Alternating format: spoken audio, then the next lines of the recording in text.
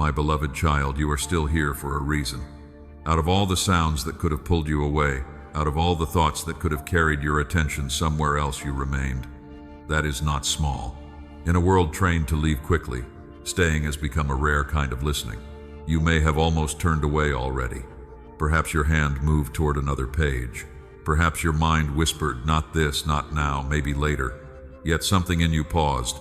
Something quiet held you for one more breath. You may not have known how to explain it. It was not simple curiosity. It was not boredom. It was a pull beneath the surface, gentle but firm. My beloved child, I want you to hear me clearly. This moment is not an accident. I know where you are. I know the season that brought you here. I know the heaviness behind your eyes, the questions you do not say aloud, and the strange feeling that certain words keep finding you at the exact hour when your soul is tired of pretending. You have wondered why messages spoken to crowds often pass over you. Many times you have listened to general comfort, general blessing, general encouragement, and still felt untouched. Others seemed to receive easily while you stood inside the same room, feeling separated by something invisible.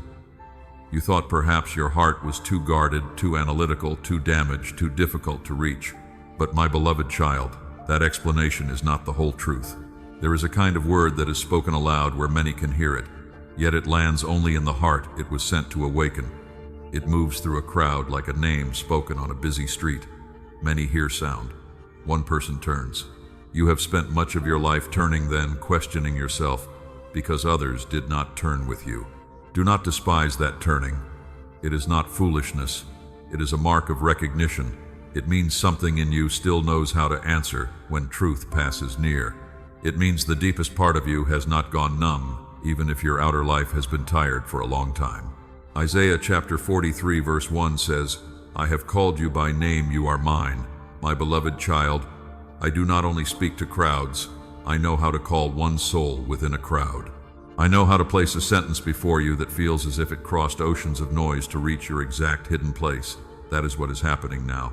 I will not flatter you. I will not tell you that staying makes you better than others. It does not. The few are never called to stand above the many. They are called to carry something for them. But before you can carry anything, you must first understand why you have never been able to fully dissolve into the crowd. There are gates in this message. They are not traps. They are not games. They are old ways of revealing what the heart is ready to receive. The first gate is attention. Can you stay when distraction calls? The second gate is honesty. Can you tell the truth about what you carry? The third gate is watchfulness. Can you receive without losing your eyes? You do not need to force yourself through them. You only need to walk with me slowly. The gates will do their quiet work. They will not shout. They will not accuse. They will reveal. And by the time this journey is finished, you will understand why your loneliness was not always abandonment, why your restlessness was not always weakness, and why the fire you thought had died was only hidden. My beloved child, I will give you a name for what has been happening in you. Not yet.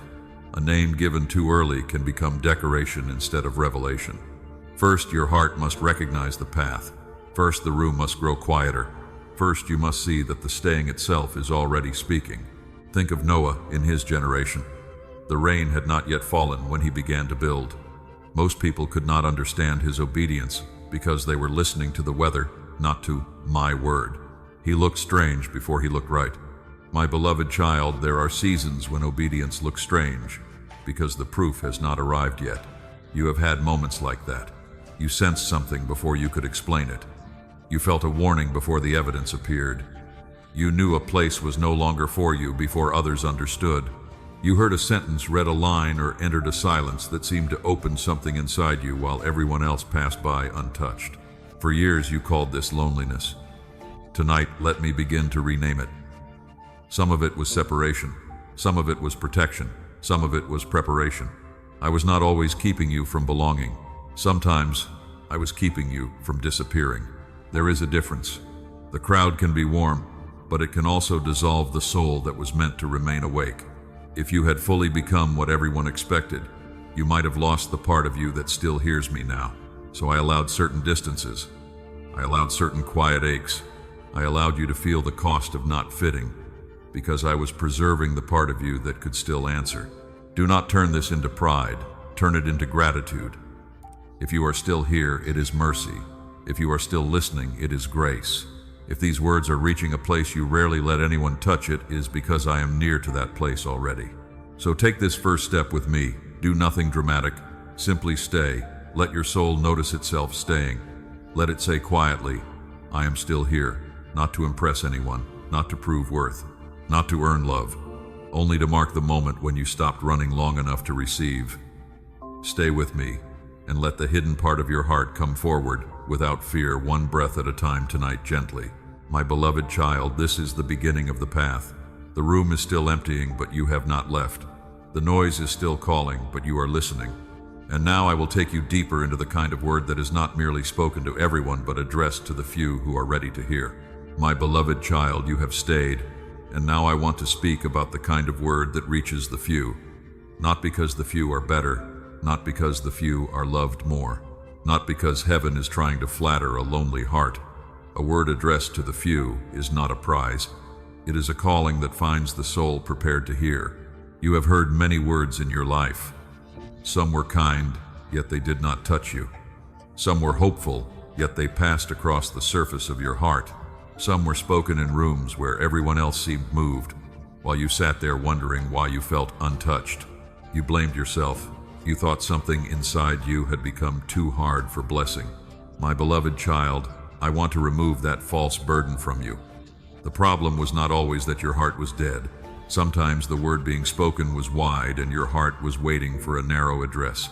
There are words meant to comfort a room, and there are words meant to awaken a name within the room. Both have value, but they do not move through the soul in the same way. A broad word can pour like rain over many heads. It can refresh, encourage, and remind people of what is true. But a called word enters like a key. It does not only say, be blessed. It says, I know where you are hiding. I know what you have carried. I know the exact door that has been locked inside you, and I have come to open it. This is why certain sentences have stopped you in ordinary places. A line in a message, a verse you had read before but suddenly could not pass over. A stranger saying one simple thing. At the exact hour your heart was breaking. A quiet conviction that arrived with such precision you knew it had not been manufactured by your own mind. John chapter 10 verse 27 says, My sheep hear my voice, and I know them, and they follow me. My beloved child, hearing is not only sound entering the ear. Hearing is recognition. 1,000 people may hear the same words, but only the one being called turns inward and says, that was for me. Do not be ashamed that you have lived like this. Do not be ashamed that general comfort did not always satisfy you. You were not being difficult. You were not refusing hope. You were waiting for truth to find your address. And when it did, something in you knew before your mind could explain it. Remember Mary near the empty tomb. She was weeping, confused, unable to understand the new morning standing before her. She even mistook the risen Lord for the gardener. But when he said her name, Mary, everything changed. One word turned grief into recognition. My beloved child, that is what a called word does. It does not merely inform, it reveals presence. There are moments when I call your name without using audible sound. I call through timing. I call through repetition. I call through the ache that will not let you return to sleep. I call through the strange way a message appears when you have asked a question in secret. I call through the stillness that falls over you when truth has entered the room. You have often wondered why this happens to you. Why certain words keep finding you. Why you can feel addressed by something others ignore. Why you can sit in a crowd and sense a hidden thread pulling you out of the noise. My beloved child, that thread is not madness. It is mercy with direction. But hear me carefully. Being addressed does not mean being entertained. A word for the few often carries weight because it asks for response. It does not come to give you a momentary feeling and then leave you unchanged. It comes to call something forward. It comes to disturb false sleep. It comes to separate what is living in you from what has only been pretending to live. Hebrews chapter 4 verse 12 says, My word is living and active, discerning the thoughts and intentions of the heart. That is why a true word can feel both comforting and unsettling. It knows where to touch. It can place peace on your head while placing truth on the thing you have avoided. It can heal and awaken in the same breath. My beloved child, this is also why many turn away. A word addressed to the few is not always soft enough for the crowd. It may ask for attention in an age of distraction. It may ask for honesty from someone trained to say they are fine. It may ask for watchfulness from a heart that wants only relief. It does not force anyone to stay. It simply stands in the open and waits. This waiting is part of the mystery. Heaven often places deep things in plain sight. A parable told beside the water, a prophet crying in a street, a message appearing among countless other messages. The treasure is not hidden because it is unavailable. It is hidden because only the prepared heart recognizes the weight of what is being offered. Matthew chapter 13 says that to some it is given to know the secrets of the kingdom. My beloved child, this does not make you superior. It makes you responsible. A secret of the kingdom is not given so you can feel rare. It is given so you can be changed and then carry light with humility. If these words are reaching you, do not turn them into pride. Turn them into surrender. Say, Father, if you are speaking to me, make me faithful with what I hear. Make me gentle with those who do not hear it yet. Keep me from using your call as a crown for my ego. Let it become a lamp for my steps. The few are not the favorites above the many. They are the ones who remain long enough to receive what must later serve the many. A seed is small, but it is not selfish. A lamp may begin in one room, but its purpose is to give light. A remnant may look hidden, but through it I can rebuild what seemed lost. So, my beloved child, receive this word slowly. You are not strange because broad words failed to land deeply in you. You are not broken because your heart waited for a more exact call.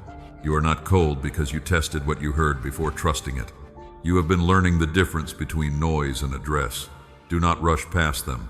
Let each one settle where old confusion has been asking for a name tonight gently. And now that you know there is a word spoken to, the few I will hold up a mirror and show you what this kind of hearer often carries. There are signs in your life you have misunderstood for years. They were not random. They were marks of a filtered soul, and I will begin naming them next. My beloved child, now that you know a word can be addressed to the few, I want to hold up a mirror gently. Not to flatter you, not to make you feel above anyone, not to build pride in a wounded place. I want to show you the signs you have misunderstood so you can stop calling holy formation by the wrong names. There are marks carried by souls who do not dissolve easily into the crowd. They are not always comfortable marks. Some of them have felt like loneliness. Some have felt like sensitivity. Some have felt like timing too strange to explain. But when you see them through, my light, the record of your life begins to read differently. The first sign is this: you have often gone farther alone than others were willing to go. You stayed with hard books, hard questions, hard prayers, and long silences after the room became empty. You finished thoughts that no one around you wanted to begin. You have sat with grief longer than people expected, not because you loved pain, but because your soul refuses shallow answers. My beloved child, this endurance is not strangeness. It is capacity. Many hearts need company to keep moving, and that is not evil. But I placed in you a deeper kind of remaining. Like Moses in the wilderness, hidden for years before the mountain burned, you learned long roads before you understood why. Solitude was not always rejection. Sometimes it was training. The second sign is that truth reaches your body before your mind finishes explaining it. A sentence can make your breathing slow. A verse can make your chest become still. A simple kindness can feel like water on dry ground. You have felt this before, and sometimes you dismissed it because no one else in the room seemed moved. But my beloved child, do not despise the way your spirit recognizes weight. Luke chapter 24 speaks of hearts burning within as the scriptures were opened. Those disciples did not understand everything at once, but something inside them knew truth was walking beside them. So it has been with you. Recognition often comes before explanation. The third sign is more tender. You have tried to belong to crowds, yet something in you never fully blended in. You have loved people and still felt a thin distance. You have stood near laughter and still sensed a quiet glass between your inner life and the room. You blamed your personality. You thought maybe you were too deep, too difficult, too hard to satisfy. Listen to me. Some distance was protection. If you had melted completely into every circle, you might have lost the part of you that still listens for me. Salt does not become the food it touches, yet it changes the whole taste. Light does not become the darkness it enters, yet it makes the room visible. You were not made to vanish. The fourth sign is timing. Not constant, not something you can control, but often enough that you stop telling people the whole story. The message that arrived after the private prayer, the door that opened when you finally stopped forcing it, the warning you felt before the facts appeared. The person who spoke one sentence that met a question you had never said aloud.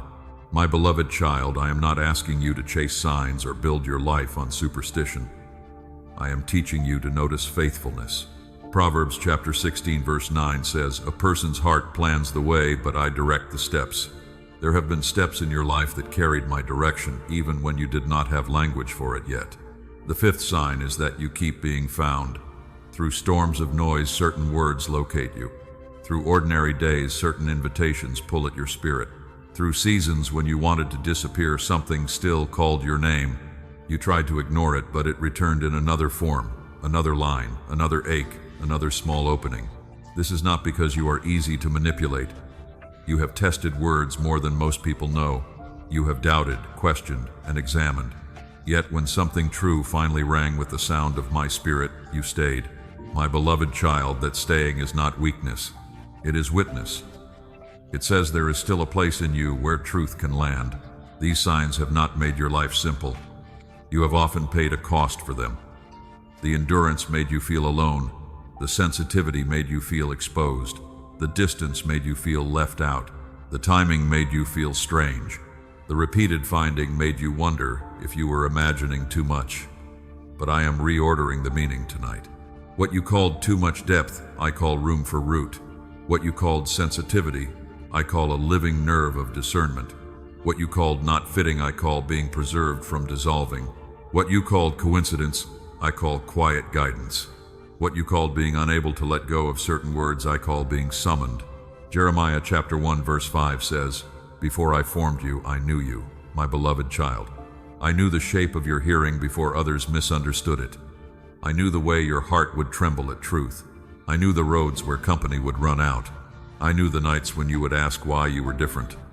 None of those nights were hidden from me. But hear this carefully. Signs are not crowns, they are responsibilities.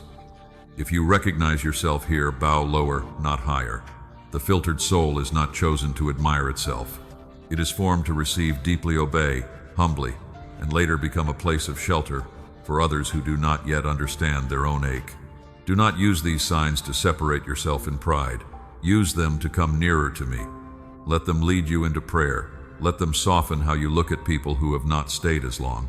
Many are tired. Many are scattered. Many are carrying wounds without words. You are not here to despise them. You are here to learn how to carry light without arrogance. My beloved child, let this become your quiet prayer. Father, show me the marks you placed in my life. Heal the shame I attached to them. Teach me to receive them with humility. Let what once made me feel strange become a doorway into purpose, compassion, and faithful listening, with courage, patience, and quiet trust.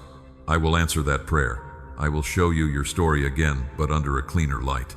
You will see that the lonely roads were not wasted. The strange recognitions were not foolish, and the words that kept finding you were not accidents. They were pieces of a pattern I was patiently preserving. And now that you have seen the signs, I will show you the room itself, the place where truth is spoken openly. The crowd slowly leaves, and those who remain are revealed by their remaining. This is where I will lead you next, my beloved child, into the mystery of the emptying room. My beloved child, now that you have seen the signs of a filtered soul, I want to show you the room where those signs begin to make sense. I call it the emptying room. It is not a physical room with walls and chairs. It is the place where truth is spoken openly. Many are invited to hear, and little by little the crowd begins to leave. Do not imagine this as rejection. No hand is pushing people out. No door is being locked behind them. Truth is not cruel. It does not need to shout, threaten, or flatter. It simply stands in the center and waits. Then time begins to reveal what attention, hunger, fear, and readiness have already been carrying inside each heart. My beloved child, this is why deep words are often spoken in public. You may have wondered why something meant for the few is placed where many can hear it. The answer is simple. The call must be wide so the response can be honest. If the word were hidden from the beginning, the few would think they had been chosen by a secret door. but when the word is offered to all those who remain are revealed by their own staying. This is how my kingdom has often worked. A parable is spoken beside the sea. Many hear the sound. Some remember the story. A few feel the blade of truth entering the soil of the heart. The same sentence passes through many ears, yet it becomes life only where it is received with depth. Jesus once fed a crowd in the wilderness. They followed while bread filled their hands and wonder filled the air. But when the teaching became deeper, when the word no longer satisfied only appetite but reached into surrender, many turned back and walked with him no more. Then he looked at the 12 and asked if they also wanted to go away. Peter answered, "Lord, to whom shall we go? You have the words of eternal life."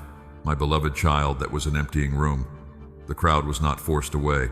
The truth simply became deeper than their desire to remain. Some had come for bread, some had come for wonder, some had come because everyone else was going, but a few stayed because the words had found the place in them that knew life when it heard it. You have lived through emptying rooms before, not always in churches or gatherings, sometimes in friendships, sometimes in family systems, sometimes in seasons of growth. At first, many voices were around you, many opinions, many promises, many people who seemed willing to walk with you. But as the path became narrower, as truth required more honesty, as the old version of you began to change, the room slowly emptied. You thought the emptying meant abandonment. You thought the leaving meant you were too intense, too serious, too hard to love. You thought if you were easier, lighter, quieter, more agreeable, perhaps more people would have stayed. My beloved child, some of that grief was real, and I do not dismiss it. But I want to show you another meaning. Sometimes the room empties because what is being formed in you cannot be carried by every voice that once surrounded you. Sometimes the room empties because noise has to leave before my whisper can be heard. Sometimes the room empties because you have been asking for clarity, and clarity often begins with subtraction. This does not make those who leave worthless. Do not despise them. Some were only meant to walk with you to a certain mile. Some did not have the hunger for what I was teaching you. Some were afraid of the silence. Some were tired. Some were called to another road. The emptying room is not a place for pride. It is a place for discernment. My beloved child, the question is not why did everyone leave? The deeper question is what remained after they left. Did prayer remain? Did truth remain? Did the quiet pull of my presence remain? Did your hunger remain? Did a small flame remain that no crowd could give you and no crowd could take from you? If something holy remained, then the emptying was not the end. It was revelation. Luke chapter 8 speaks of seed falling on different kinds of ground. Some was taken quickly, some rose quickly and faded, some was choked by thorns, some held the word and bore fruit with patience. My beloved child, the room empties in the same way the field reveals the soil. Not all leaving is failure. Sometimes it shows what kind of ground each heart has become. You are still here, and I want you to notice that without turning it into ego. You are not here because you are superior. You are here because something in you is still willing to hold what others may release. That willingness is sacred, but it is also weighty. What you receive in an emptying room is not for entertainment. It is for transformation. There is a loneliness in this, and I will not pretend otherwise. Remaining can feel costly. When the easy laughter fades, when the crowd thins, when the old distractions no longer satisfy, the soul may tremble. It may ask, "Father, why am I still here? Why can I not simply leave like others? Why do these words follow me into the quiet?" The answer is mercy. I have placed hunger in you that refuses to be fed by surface things. I have placed a listening place in you that will not sleep forever. I have placed a memory of light in you, even if you have forgotten when you first saw it. My beloved child, I kept part of you awake, so do not run from the emptying room. Stay with me there. When the crowd leaves, breathe. When the noise fades, listen. When the silence becomes wide, do not fill it too quickly. The empty space is not proof that nothing is happening. It may be the first place where you finally hear what was impossible to hear while every other voice was speaking. Let this become your prayer. Father, teach me to remain without pride and to release without bitterness.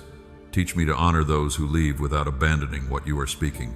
Teach me to trust the quiet room when you are still present there. I will answer that prayer. I will make the emptiness holy. I will show you that being left with fewer voices can become the beginning of clearer hearing.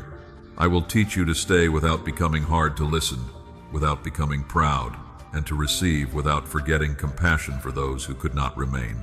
Your staying will become a quiet altar where my word can settle deeply today. And in this emptying room, the first true gate comes into view. It does not ask for loud faith or public strength. It asks for attention. Can you stay present to what is true when distraction offers you an easier exit? This is where I will lead you next, my beloved child, to the attention gate. My beloved child, now that you have entered the emptying room, the first gate stands quietly before you. It does not look dramatic. It does not ask for a loud vow. It does not ask you to prove your strength in public. It simply asks this: can you stay present to what is true when distraction offers you an easier exit? This is the attention gate. Do not underestimate it. In another age, attention may have seemed small, but in this hour, attention is one of the rarest forms of devotion. Many hearts do not turn away because they hate truth. They turn away because truth requires stillness, and stillness has become unfamiliar. They leave not with rebellion in their hands, but with restlessness in their bodies. My beloved child, you know this struggle. You can sit with noise for hours and barely notice time passing. But when you turn toward prayer, silence, scripture, or one honest thought that could change you, something begins to twitch inside. Your hand looks for the glowing thing. Your mind remembers something urgent. Your body asks for movement. The gate appears, and it feels almost ordinary. Do not condemn yourself too quickly. I am not showing you this to shame you. I am showing you the place where your ground has been raided. You are not without depth. You are not without hunger. But hunger must be protected long enough to become nourishment. A seed must stay in the soil long enough to take root. Jesus spoke of a sower who went out to sow. Some seed fell along the path, and the birds came and devoured it. Some fell on rocky ground, rose quickly, and withered because it had no root. Some fell among thorns, and the thorns choked it. Some fell on good soil and bore fruit. My beloved child, the seed was not the problem. The difference was the ground. Mark chapter 4 says, "Consider carefully what you hear. Hearing is not passive. Hearing is soil. Hearing is the place where a word either lands, disappears, grows shallow, gets choked, or becomes fruit with patience." 1,000 people can hear the same sentence, but not every heart gives it ground. This is why the attention gate matters. It is the first place where the word is either kept or stolen. Before honesty, before obedience, before hidden fire, before any greater calling can unfold, the heart must remain long enough for truth to enter. If the word cannot stay with you for a few quiet minutes, it cannot become roots in you over many days. My beloved child, the enemy of this gate is not always obvious sin. Often it is interruption, a harmless glance, a sudden urge to check, a quick escape that promises relief, a thought that says later will be better. But later often becomes never, and the seed that could have changed your inner life is carried away before you even realize it was taken. Do not hate yourself for this. Learn the pattern. The first twitch is not a command. The first restless pull is not your master. The first desire to leave does not mean you must leave. You can notice it and remain. You can say within your heart, "This is the gate. I do not need to run from the silence. I can stay with God here." Psalm chapter 1 speaks of the one whose delight is in the law of the Lord, who meditates day and night, becoming like a tree planted by streams of water. Notice the image. A tree is not formed by rushing. It does not run from field to field looking for life. It remains planted. It receives deeply. Its fruit comes because its roots had time. I am teaching you to become planted again. Your attention has been scattered by many things, but it is not lost forever. I can gather it. I can steady it. I can teach your inner life to stop fleeing every time depth approaches. You do not need to master an entire day at once. Begin with one guarded moment, one small plot of time where nothing else is allowed to enter. My beloved child, guard one quiet place. It may be 10 minutes before sleep. It may be 10 minutes in the morning before the world names you again. It may be a chair, a corner, a walk, a closed door, a hand resting over your heart. The place does not need to look holy to anyone else. It only needs to be kept. When the twitch comes, do not panic. Name it. Say, "This is the bird trying to take the seed," then breathe and stay. You do not need to fight with violence. You do not need to feel spiritual. You only need to refuse the first escape. The bird circles, but you do not feed it. The urge rises, but you do not obey it. The ground keeps the seed. At first it may feel like nothing is happening. That is normal. Roots begin beneath the surface. Silence may feel empty before it feels alive. Prayer may feel plain before it feels deep. Scripture may feel slow before it becomes fire. Stay anyway. The attention gate is passed by remaining before you understand the fruit. My beloved child, this is not about earning my love. You already have my love. This is about making room for the word my love is speaking. A heart always in motion can be loved and still miss instruction. A soul always distracted can be precious and still remain unfed. I am not questioning your worth. I am training your capacity to receive. Do not compare your attention to another person's. Some have had calmer lives. Some have fewer wounds pulling at their nervous system. Some were trained in stillness earlier. I know your history. I know why stillness feels difficult. I am not asking for perfection. I am asking for a guarded beginning. Do not despise the first minutes when they feel messy. A field does not become fruitful because it never met wind. It becomes fruitful because seed was guarded through wind. In the same way, your attention will become stronger each time you remain after wanting to leave. Every small staying teaches your soul that depth is safe with me, and that silence can carry life even when nothing feels dramatic yet. Let this become your prayer. Father, teach me to stay. Teach me to guard the ground of my hearing. Teach me to notice the birds without obeying them. Teach me to become planted again so your word can form roots in me and bear fruit in its season. I will answer that prayer. I will meet you in the small plot. I will make silence less frightening. I will turn attention into worship and stillness into shelter. I will teach you that staying is not weakness. It is the first gate opening. And once the ground is guarded, you must learn what tries to steal from it. This is where I will lead you next. My beloved child, because the birds must be named before the seed can remain. My beloved child, now that you have stood before the attention gate, I want to show you what tries to steal the seed before it can take root. The birds must be named. A danger that remains unnamed keeps returning as if it belongs there. Once you see it, you can guard the ground with wisdom instead of judging yourself with shame. In the parable, the seed that fell along the path was quickly taken by birds. It did not fail because the seed lacked life. It failed because the ground never held it long enough. My beloved child, many words of truth have touched your life this way. They landed for a moment. They warmed you. They stirred you. Then something small carried them away before they became roots. You thought this was proof that you lacked discipline. You said, I start and stop. I pray and drift. I begin with fire and then fade. I cannot finish what matters, but I am asking you to look again. A field raided every morning is not a dead field. It is an unguarded field. Your ground is not hopeless. It needs watching.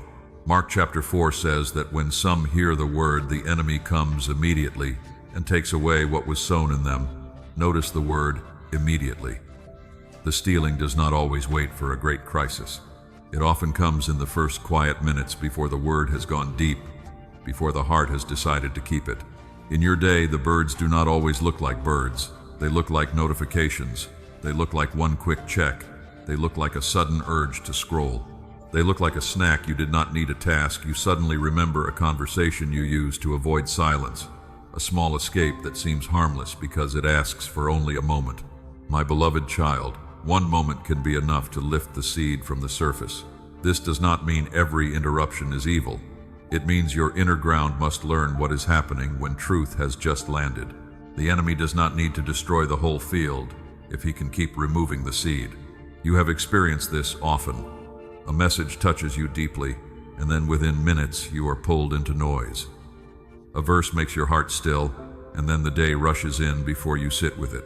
A conviction rises, and then your mind reaches for distraction, because conviction feels too alive. Later you wonder why nothing changed. Do not let shame answer that question. Let wisdom answer. The word was not weak. Your desire was not fake. The seed needed protection. Roots begin slowly, quietly beneath the visible surface. If the ground is never guarded, even living seed can be lost before harvest has a chance. Think of a farmer standing in his field after sowing. If he knows birds are circling, he does not curse the soil and abandon the season. He watches, he covers, he returns. He protects what has been planted because he believes the seed is worth the guarding. My beloved child, this is how I want you to treat your own heart. You are not lazy in the deepest place. You have carried burdens for years. You have endured hard seasons. You have shown patience with people who never knew how much it cost you. A truly empty soul would not have stayed this far. Something in you can remain. It simply needs a protected place where remaining becomes possible. So claim one small field. Do not try to take back your whole life in one dramatic vow. Begin with a portion you can guard, 10 quiet minutes. One short passage of scripture, one prayer spoken slowly, one page read without reaching for another sound, one breath where your hand stays still though the urge to escape rises. When the bird comes, name it without panic. Say within yourself, this is the bird. This is not my master. This is not proof that I am hopeless. This is the old pattern trying to take the seed before it roots. Then stay. Let the urge circle. Let it complain. Let it rise and fall without receiving obedience from you. My beloved child, the first minute may feel harder than the 10th because the bird often comes early. It has learned your doorway. It knows the moment when silence begins to open. But if you do not feed it, it weakens. If you keep the ground, the seed settles lower. If the seed settles lower, roots begin. Luke chapter 10 shows Mary sitting at the feet of Jesus while Martha was distracted by much serving. Martha was not evil. She cared, but she was pulled in many directions while Mary guarded the one necessary thing. My beloved child, attention is not always stolen by bad things. Sometimes it is stolen by many good things that arrive at the wrong time. This is why you need holy simplicity. For a few minutes, let only one thing be necessary. Not every message, not every demand, not every fear, not every unfinished task. Let my voice have room. Let the word remain. Let the seed be covered by patience. You may not feel anything dramatic. That is all right. Guarded ground does not always shout. A seed does not make noise while it is beginning to open. Do not measure the value of stillness by the emotion it produces. Measure it by the faithfulness of remaining. Every guarded moment trains your soul to receive more deeply. My beloved child, protect your hearing with humility. Do not boast that you stayed. Thank me that grace helped you stay. Do not mock those who are still scattered. Pray for them. Many are not rebellious. Many are exhausted, overstimulated, wounded, and unguarded. Compassion is part of the harvest I am growing in you. Even if you fail tomorrow, return the next day. A guarded field is built by returning, not by perfect history. The bird wants one stolen morning to become a final verdict. Do not give it that power. Bring the field back to me, and let mercy begin again. I am patient with every honest return. Stay near to me. Let this become your prayer. Father, guard the ground of my heart. Show me the birds that steal what you plant. Teach me to notice without fear, to stay without striving, and to keep the seed until it becomes root. Make my attention a place where your word can live. I will answer that prayer. I will help you protect the small plot. I will teach you to return when you drift. I will not condemn you for yesterday's stolen seed. I will sow again. I will train your hands to cover what matters. I will make your ground patient, deep, and ready for fruit. And once the seed begins to remain, another gate appears. It will not ask only whether you can pay attention. It will ask whether you can tell the truth about what you carry. This is where I will lead you next, my beloved child, to the honesty gate. My beloved child, once the seed begins to remain, the next gate rises before you. It is not the gate of louder prayer, longer words, or a stronger face. It is quieter than that, and more difficult for many hearts. It asks one question: can you tell the truth about what you carry and still remain with me? This is the honesty gate. You have learned to guard your attention. Now I am teaching you to guard nothing with a lie. Not because I want to expose you harshly, but because hidden fear becomes heavier in darkness. A burden carried in silence often grows another burden beside it, the burden of pretending it is not there. My beloved child, this gate has stood before many of my servants. It stood before Gideon while he was hiding in a winepress threshing wheat in a place meant for grapes. He was not standing tall in open sunlight. He was tucked away trying to survive, afraid of an enemy that had stripped his people again and again. Then my messenger came to him and called him mighty warrior. Think about that. I did not wait for Gideon to feel mighty before I named what I had placed in him. I did not wait for his circumstances to look brave. I spoke to the buried courage before Gideon could believe it himself. Judges chapter 6 says, Gideon answered with questions and excuses. He asked where my wonders were. He spoke of his weak clan. He said he was the least in his father's house. My beloved child, does that sound familiar? When I call you, you often answer with a list of reasons I must have chosen the wrong person. But I am not confused by your fear. I am not startled by your trembling. I am not disappointed when the first thing that rises in you is not confidence but honesty. Gideon's fear did not cancel his calling. It revealed where my strength would have to meet him. Later, Gideon gathered an army. 32,000 men came. From the outside, it looked like momentum. It looked like the answer. It looked like enough human strength to make the frightened heart feel safer. But I said there were too many. My beloved child, this is not how people think. People count numbers. I look for truth. I told Gideon to announce that anyone who was afraid could return home. No shame, no public condemnation, no thunder from heaven. Just an open door and an honest invitation. 22,000 left. The camp became smaller in one afternoon, but the gate did not divide brave people from fearful people. Hear me carefully. Everyone in that valley knew fear. The enemy was real. The danger was real. The night ahead was real. The difference was not that some had fear and others had none. The difference was what each person did with the fear they had. Some were held by it.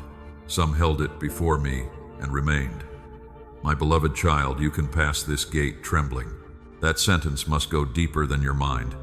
You can pass this gate trembling. You do not have to become fearless before you are faithful. You do not have to clean your emotions before you come near. You do not have to polish your prayer until it sounds brave enough for heaven. Bring me the truth and bring it while your voice shakes. You have often believed that fear disqualifies you. You thought courage meant never feeling small. You thought faith meant never asking hard questions. You thought strength meant never admitting the weight. But faith is not the absence of fear. Faith is bringing fear into my presence, instead of letting fear build a throne in secret. David understood this.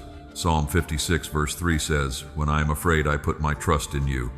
Notice the order. He does not say when I stop being afraid. He says when I am afraid. Trust can begin inside trembling. Prayer can be real before emotion becomes calm.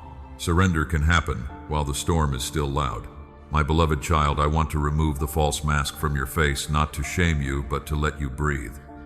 You have worn strength so long that sometimes you no longer know where the mask ends and your own face begins. You answer, I am fine, before your heart is even asked. You smile while something inside you asks whether anyone would stay if you told the truth. This gate is where that pattern begins to break. The honesty gate does not demand that you tell everyone everything. Wisdom still matters. Boundaries still matter. Not every person is safe for every confession. But you must stop hiding the truth from me, and you must stop hiding it from yourself. I already know the fear beneath the sentence you keep saying. I know the fear of being forgotten. I know the fear of failing after trying again. I know the fear that your best years have passed. I know the fear that your hidden wound is too old to heal. I know the fear that if you stop holding everything together, something will fall apart.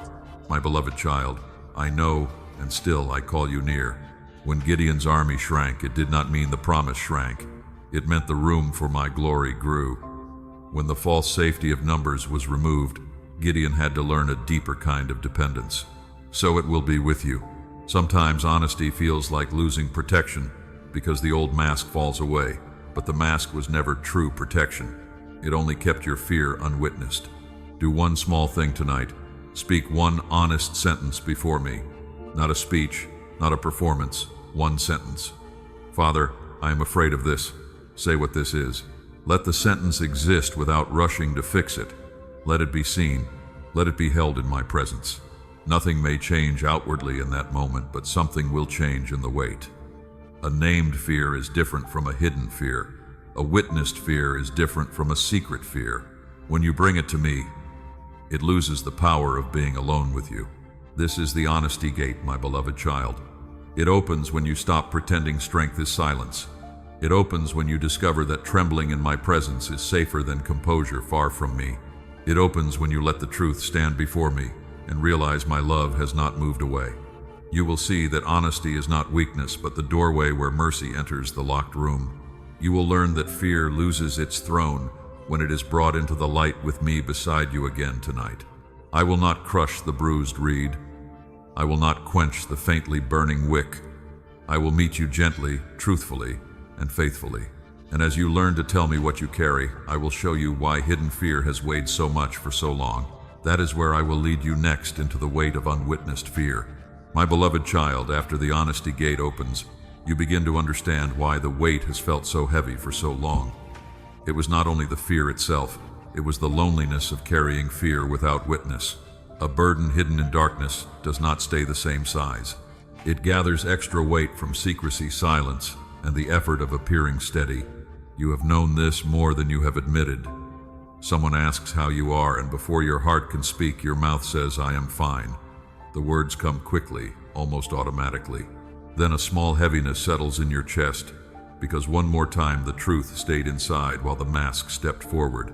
My beloved child, I am not angry at you for learning that mask. Many masks began as protection. You may have learned early that certain feelings made people uncomfortable. You may have learned that being strong kept peace in the room. You may have learned that if you needed too much, someone withdrew, criticized, or changed the subject. So you became careful. You became useful. You became the one who could carry much and ask little. But survival can become a prison after the danger has passed. The fear you never speak does not disappear. It waits beneath your responsibilities.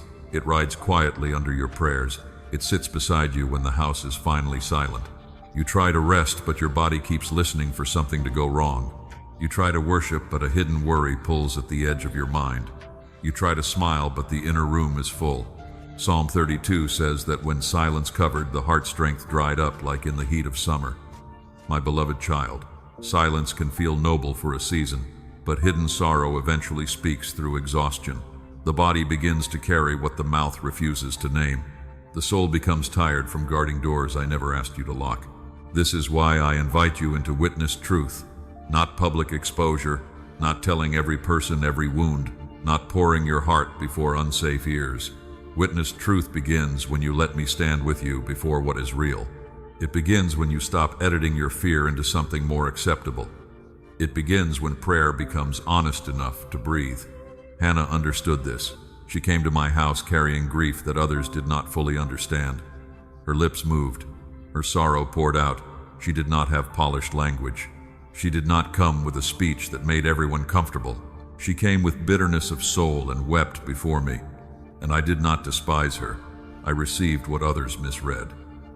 My beloved child, I receive your unpolished prayer too. Do not be surprised if this feels awkward at first. A heart trained to hide may tremble when it is finally allowed to speak. That trembling is not danger, it is old armor loosening. Stay gentle with yourself. Let me lead the pace. I heal honestly, but I also heal tenderly, one guarded truth at a time in my presence. You do not need to make fear sound spiritual before you bring it. Say it plainly. Father, I am afraid I will be forgotten. Father, I am afraid I will fail again. Father, I am afraid I have lost too much time. Father, I am afraid to hope because hope has hurt before. When truth is spoken in my presence, it is not rejected, it is held. A fear that is witnessed becomes smaller because it no longer has to carry the lie that it is alone. The circumstance may not change in that instant. The person may not call. The door may not open. The answer may not arrive before morning. But the weight changes because you are no longer carrying the fear and the performance together. My beloved child, the strong face has been your second burden. The original fear was heavy enough. Then you added the labor of hiding it, managing it, explaining around it, smiling over it, and making sure no one saw where your hands were shaking. That second burden has exhausted you more than the fear itself. I am not asking you to collapse. I am asking you to come out of hiding. There is a difference. Collapsing says the weight is bigger than my presence. Coming out of hiding says, my presence is safe enough for the truth. You can remain standing and still be honest. You can keep serving and still admit you are tired.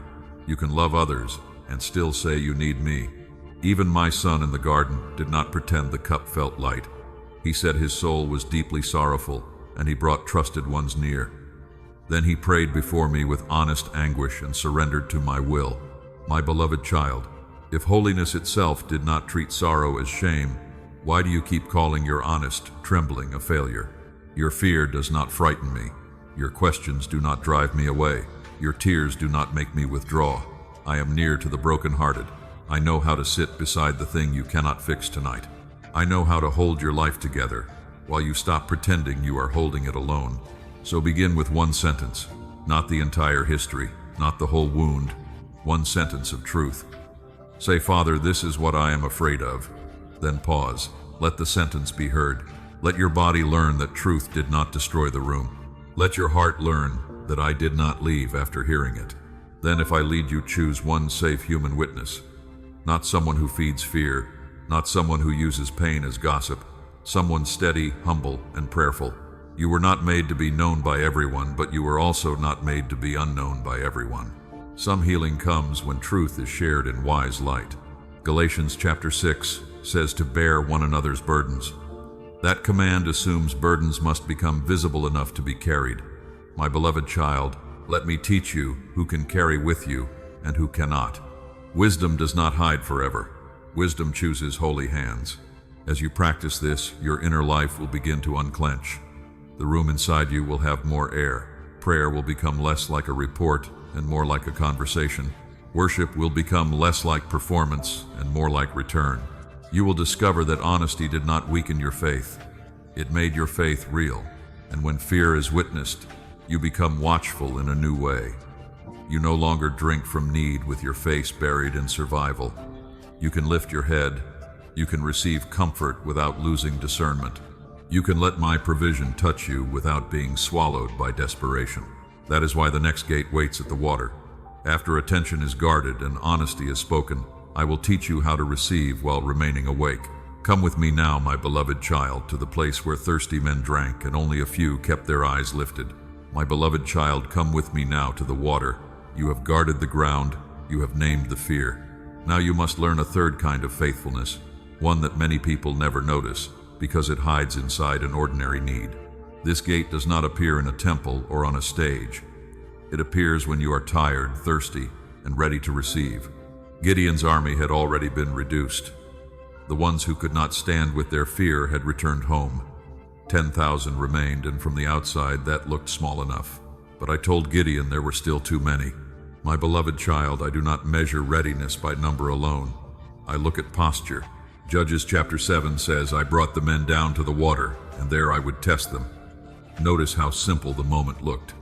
No one announced a trial. No trumpet sounded. No one said, prepare yourself. Your future is being revealed. They were just thirsty men approaching a stream. This is how many of my deepest tests arrive. They do not always feel spiritual. They may come while you are being praised, while money enters your hands, while love looks toward you, while rest becomes available after exhaustion, while your body says, I need this, and your soul says, finally. My beloved child, thirst is not sin, need is not shame. I made you human. I know you require water, comfort, bread rest, affection, encouragement, and relief. The gate at the water was never asking whether thirsty men should drink. Of course they should drink. The question was whether they would disappear into the drinking. Most of the men knelt down and placed their faces to the water. They were not wicked. They were not enemies. They were simply swallowed for a moment by the need being met. Their eyes left the horizon. Their watchfulness paused. The water became the whole world. But a smaller group drank differently. They cupped the water in their hands and lifted it to their mouths. They received what they needed, but their heads remained raised. Their eyes still watched the land around them. They did not reject the water. They refused to vanish into it. This is the obedience gate, my beloved child. Obedience here does not mean cold rule-keeping. It means staying aligned with me while receiving something good. It means enjoying provision without letting provision become your master. It means being comforted without falling asleep spiritually. It means drinking with your eyes still lifted. Many people only think they are tested in lack, but abundance can reveal the heart as clearly as hunger. Need can expose desperation, but relief can expose attachment. A closed door can test trust, but an open door can test watchfulness. A wilderness can test endurance, but a stream can test whether you remember who led you there. Deuteronomy chapter 8 warned my people not to forget me when they had eaten and were full, when houses were built and silver and gold multiplied. The danger was not the blessing itself. The danger was forgetfulness after the blessing. My beloved child, the stream becomes dangerous when the heart stops looking at the one who gave it. Look at your own life gently. Have there been moments when a good thing took your whole attention? A relationship warmed and you lost your center. A compliment touched an old wound and you needed that voice too much. A door opened and anxiety turned into control. A comfort appeared and prayer became less urgent. Do not hear this as condemnation. I am not against your joy. I am teaching you how to keep joy clean. I do not give water so you can fear drinking. I give water so you can live. But I also teach you to drink in a way that preserves freedom. The world trains people to bury their faces in whatever brings relief. If you are lonely, disappear into attention. If you are tired, disappear into comfort. If you are insecure, disappear into applause. If you are afraid, disappear into control. But I am forming a different posture in you. Receive but remain awake. My beloved child, this is why the first gates mattered. If your attention is guarded, you can notice the stream without worshiping it. If your fear is witnessed, you will not drink from desperation as if water must become a savior. Honesty keeps need from becoming secret hunger. Attention keeps blessing from becoming blindness. The few at the water were not chosen because they had no thirst. They were revealed because thirst did not own their whole posture. You can need love without making a person your God. You can need rest without surrendering your purpose. You can receive money without letting money rename you. You can receive praise without building a throne for approval. Lift your eyes while you drink. That sentence is not harsh. It is protection. When your eyes are lifted, gratitude stays alive. Discernment stays awake. Humility remains near. You remember that the stream is a gift, not an identity. You remember that relief is a servant, not a king.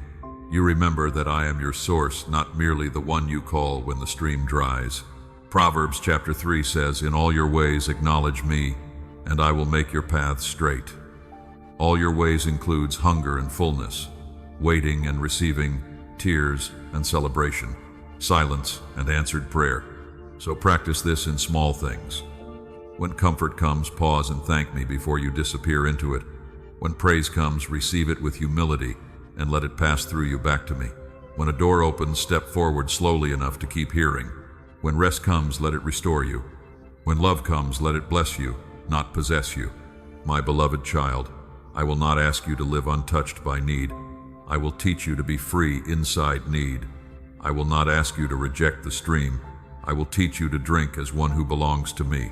This is mature obedience, not fear of blessing, not suspicion of joy, watchful gratitude. Let this become your prayer. Father, teach me to receive without disappearing. Teach me to drink with lifted eyes. Keep my heart awake in blessing. Let every stream remind me of you, not replace you. Make me grateful, steady, humble, and free. I will answer that prayer. I will train your posture at the water. I will show you when a good thing begins to pull too hard.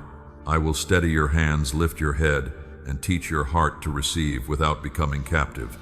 The stream will not own you. The blessing will not blind you. My presence will remain your center.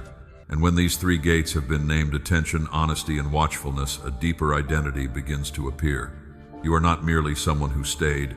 You are being called out from among many, not for pride, but for purpose. This is where I will lead you next, my beloved child, into the mystery of the remnant and the ancient word that means called out and gently. My beloved child, after the three gates have been named, something deeper must now be named in you.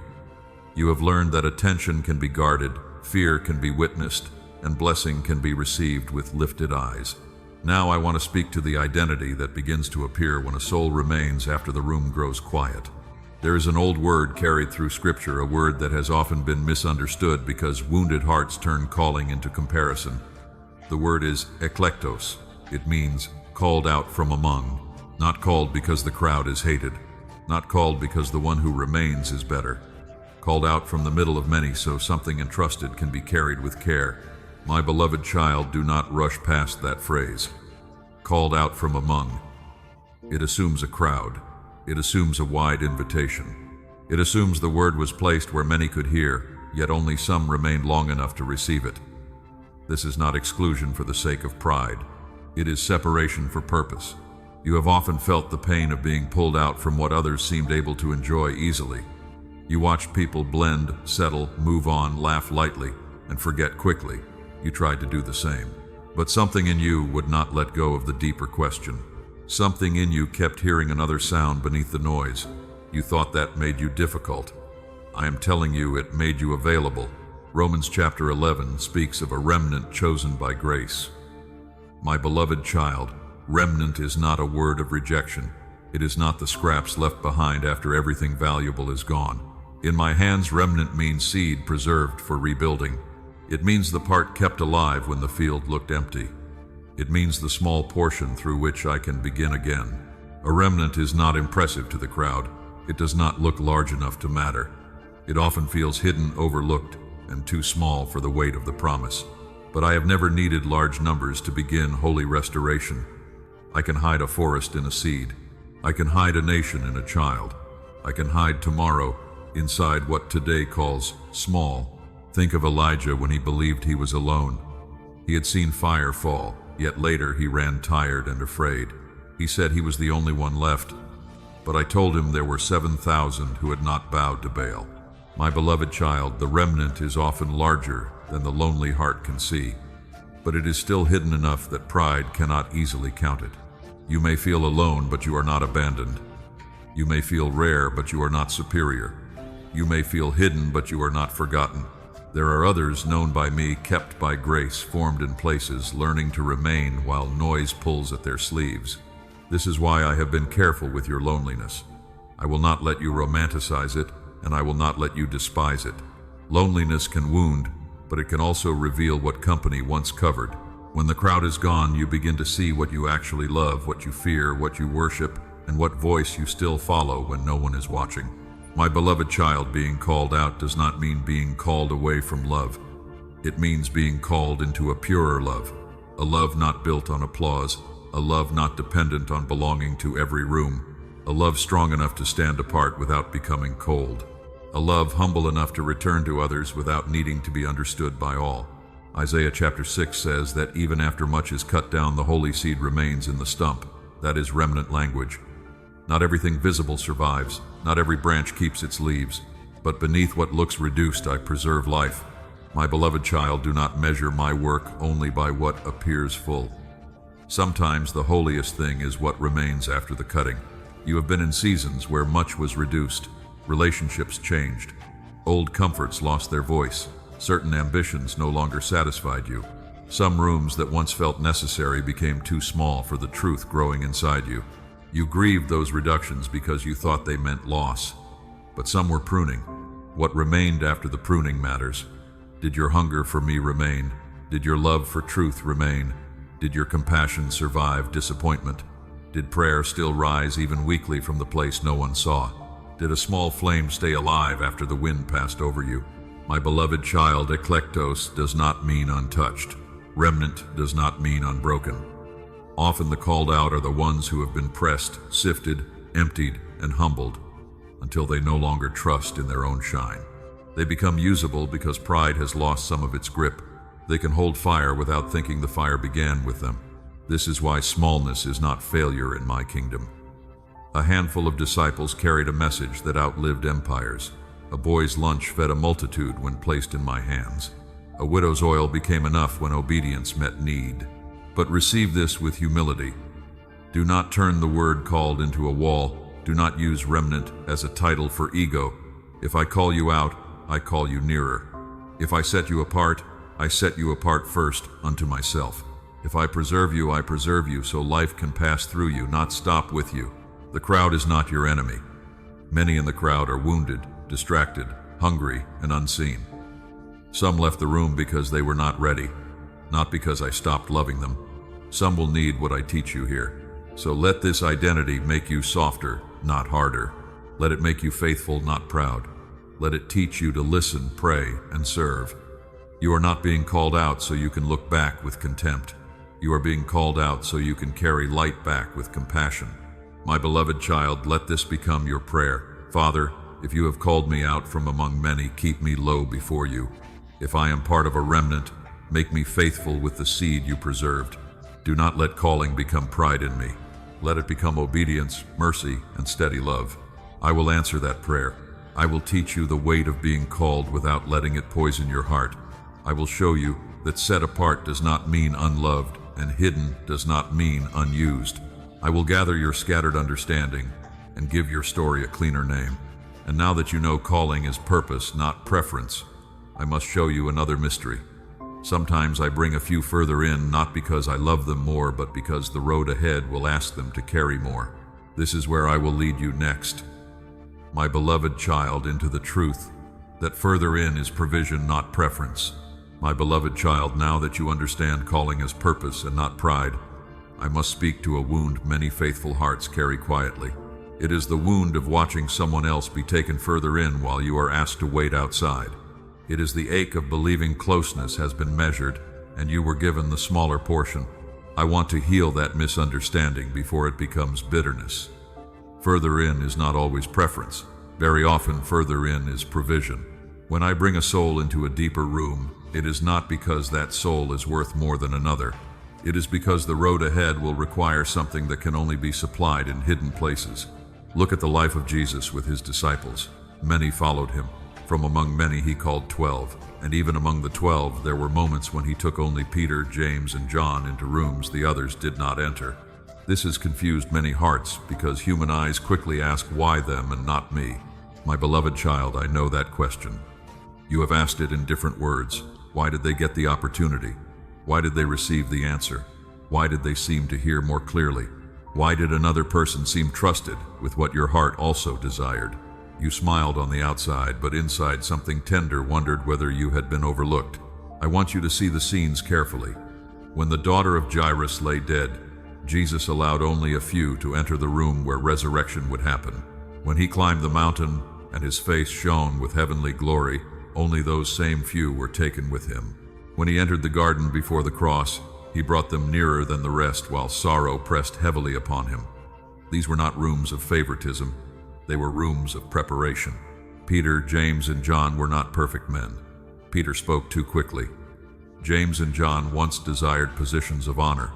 In the garden, all three grew tired and fell asleep when Jesus asked them to watch. My beloved child, do you see it? They were not brought further in because they were flawless. They were brought further in because they would later need what those moments placed inside them. The mountain was not a trophy. It was memory for the storm ahead. The room of resurrection was not entertainment. It was witness for days when death would seem louder than promise. The garden was not an honor seat. It was a sorrow they had to behold, even if imperfectly, because leadership without seeing suffering becomes shallow. So when I allow you to see deeper things, do not assume I am rewarding you with spiritual scenery. Ask what I am preparing you to carry. When I let you walk through quiet places others cannot understand, do not assume I forgot how to make your life easy. Ask what strength is being formed there. When I give you insight that feels lonely, do not immediately call it isolation. It may be provision for an assignment not yet visible, my beloved child. I also want to speak to the one who feels left at the foot of the mountain.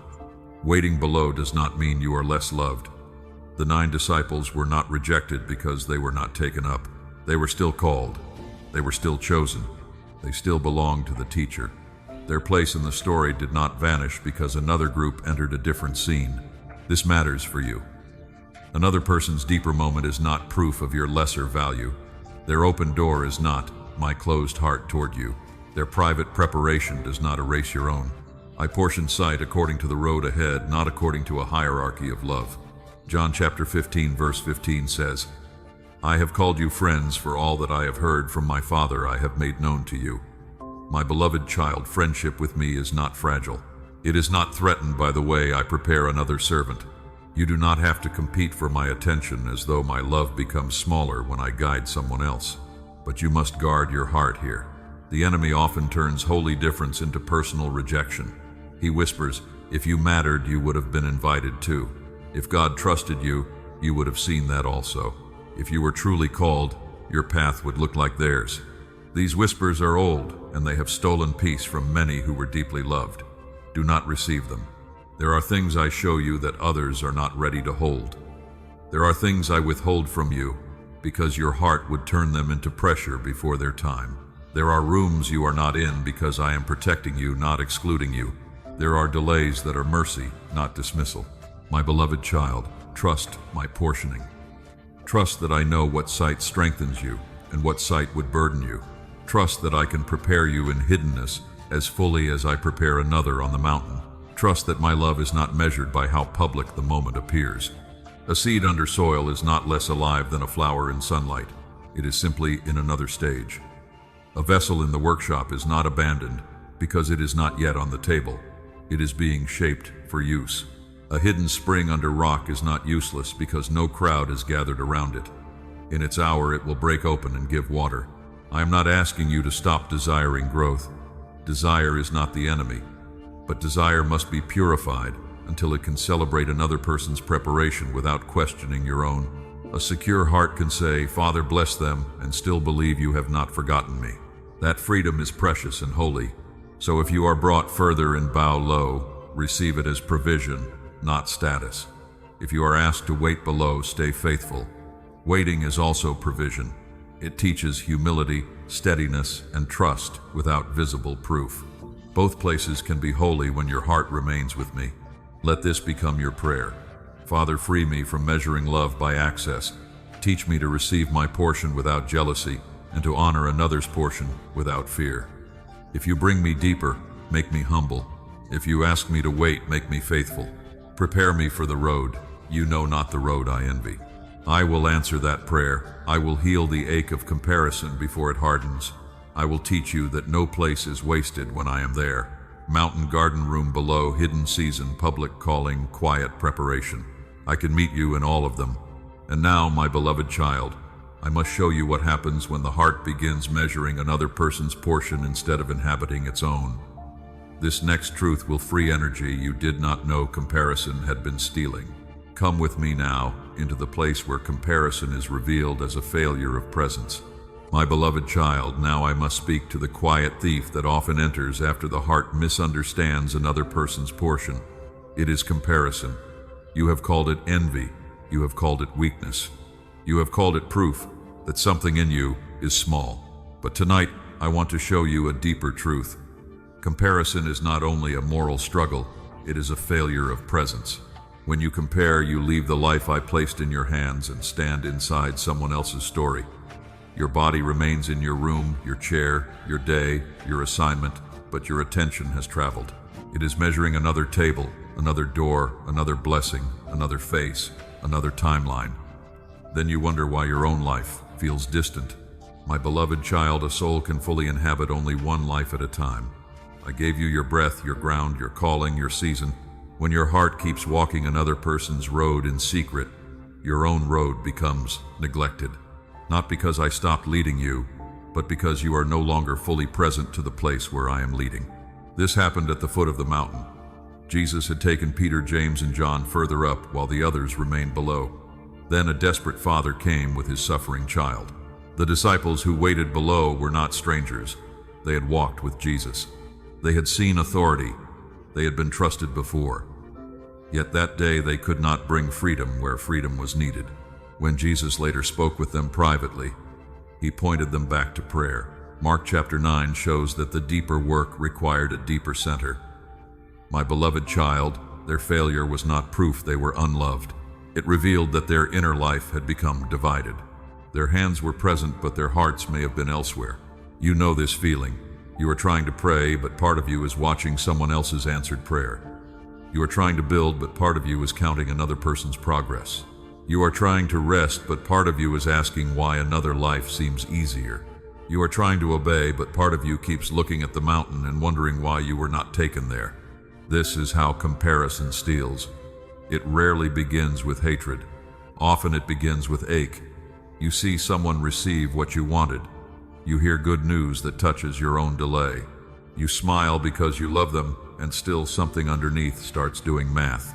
How long have I waited? Why did it happen for them? What is wrong with me? Did God pass over my house? My beloved child, I do not shame you for the ache. Some comparisons rise from wounds that have waited a long time. I saw the prayer you prayed. I saw the hope you buried because it hurt to keep looking at it. I saw you celebrate others while swallowing questions you were afraid to bring me. I am not cruel to that part of you, but I will not let comparison keep stealing your presence. The other person's blessing is not the thief. Your watching becomes the thief when it pulls you out of your own life. Their marriage is not the thief. Their healing is not the thief. Their open door is not the thief. Their peace is not the thief. The thief is the silent measuring that convinces you. My hand on them means my absence from you. That is a lie. John chapter 21 shows Peter asking about another disciple's path.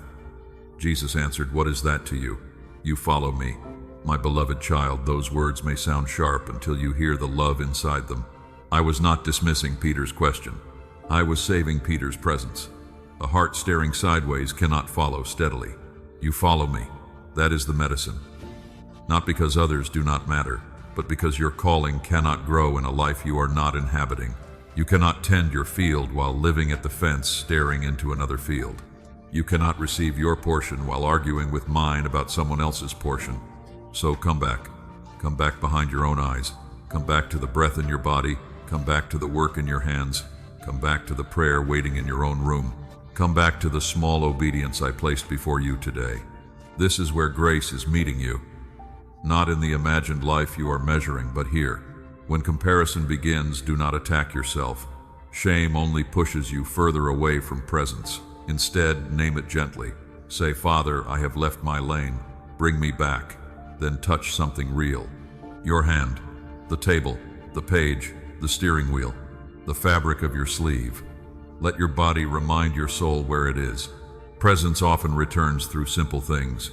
A breath taken honestly, a dish washed with attention, a sentence prayed slowly, a walk where you stop rehearsing someone else's story and begin noticing the ground beneath your own feet. My beloved child, I am not too holy to meet you in ordinary return. Philippians chapter 4 says, to think on what is true, honorable, just, pure, lovely, and worthy of praise. Comparison often feeds on imagined stories, incomplete pictures, and hidden assumptions. Truth brings you back. You do not know the full weight another person carries. You do not know the private cost of their visible blessing. You do not know the timetable I am using in them or in you. So bless them and return to me. Bless their door and return to your path. Bless their harvest and return to your soil. Bless their mountain and return to the place where your own obedience waits. This is not defeat. This is freedom. My beloved child, the day you can celebrate another without abandoning yourself, comparison loses much of its power. The day you can say, Father, thank you for what you are doing in them, and I trust what you are doing in me, your heart becomes spacious again. You are no longer trapped between resentment and performance. You become present. Let this become your prayer. Father, bring me back to my life. Heal the ache that compares. Teach me to honor another person's portion without despising my own. Keep my eyes on you. Make me faithful in my field, patient in my season, and present to the grace you have placed before me. I will answer that prayer. I will gather your scattered attention. I will soften the place that aches when others are blessed. I will teach you to rejoice without disappearing. I will show you that your field is not empty because another field is blooming. I have not forgotten your soil. And when you come back to your own ground, you will begin to see something you once missed. The ground that can hold my word is not untouched ground. It is broken, opened, and deepened by the very seasons you thought ruined you. This is where I will lead you next, my beloved child, into the mystery of the holding ground. My beloved child, now that I have brought you back to your own ground, I want you to see that ground with new eyes. You have judged it harshly. You have looked at the cuts, the losses, the disappointments, the places where life broke the surface of you, and you thought they proved something was wrong with your field. But the ground that holds seed is not always the ground that looks smooth. In the parable, the good soil was not described as pretty soil. It was not praised because it had never been disturbed. It was good because it could receive, keep, and bear fruit with patience. My beloved child, the soil that can hold deeply is often soil that has been opened deeply. This is the mystery of the holding ground. You have wanted to be untouched. You have wanted to be lighter, simpler, easier, like people who seem to move through life without the same inner weight. You have looked at your history and wished certain things could be erased. The betrayal, the silence, the season that humbled you, the grief that made you older inside, the prayer that seemed unanswered for far too long. I do not call those wounds good. I do not call evil holy. I do not pretend pain was gentle, but I am telling you that I know how to work even in torn ground. I know how to turn what opened you into a place where seed can finally go down. Hosea chapter 10 says, "Break up your fallow ground, for it is time to seek the Lord." Fallow ground is ground left unused, hard on the surface, waiting for the blade to open it again. My beloved child, there are parts of you that were once hard because hardness felt safe. Then life cut through them, and you thought the cutting meant ruin. But sometimes the breaking becomes the beginning of receiving. Think of a field after the plow. It does not look peaceful. It looks wounded. It looks turned over, disrupted, exposed. The smooth surface is gone. Yet the farmer does not weep because the field looks broken. He knows the opening is necessary for the seed. He sees harvest while the field sees disturbance. My beloved child, I have seen harvest in places where you only saw disturbance. The years that cracked your certainty may have made you more able to hear me. The grief that stripped away shallow comfort may have made room for deeper compassion. The delay that emptied your pride may have trained patience in you. The rejection that hurt you may have loosened your hunger for human applause. The season that felt like loss may have cleared hidden ground. This does not erase what happened. It redeems what remains. You are not called holding ground because nothing ever touched you. You are holding ground because what touched you did not close you forever. You are still here. You are still listening. You are still able to receive a word with tears, with trembling, with questions, with a heart that has not become stone, that is more sacred than you know. Many people protect themselves by becoming hard paths. Nothing enters, nothing hurts, or so they believe. But nothing grows there either. Others become shallow ground, quick to feel, quick to promise, quick to burn bright, and quick to wither when heat comes. Others become crowded ground where worry, ambition, and noise choke every living thing. But holding ground receives slowly and keeps patiently. My beloved child, this is what I am forming in you. Not a dramatic heart that only responds when emotion is high. Not a hard heart that refuses the risk of receiving. Not a crowded heart that lets every fear grow beside my word. I am forming a deep place, a place where truth can descend and remain. Do not despise your depth because it came through pain. Joseph could have despised the pit, the prison, the years of being misunderstood. But when the time came, what had been formed in secret became wisdom for many.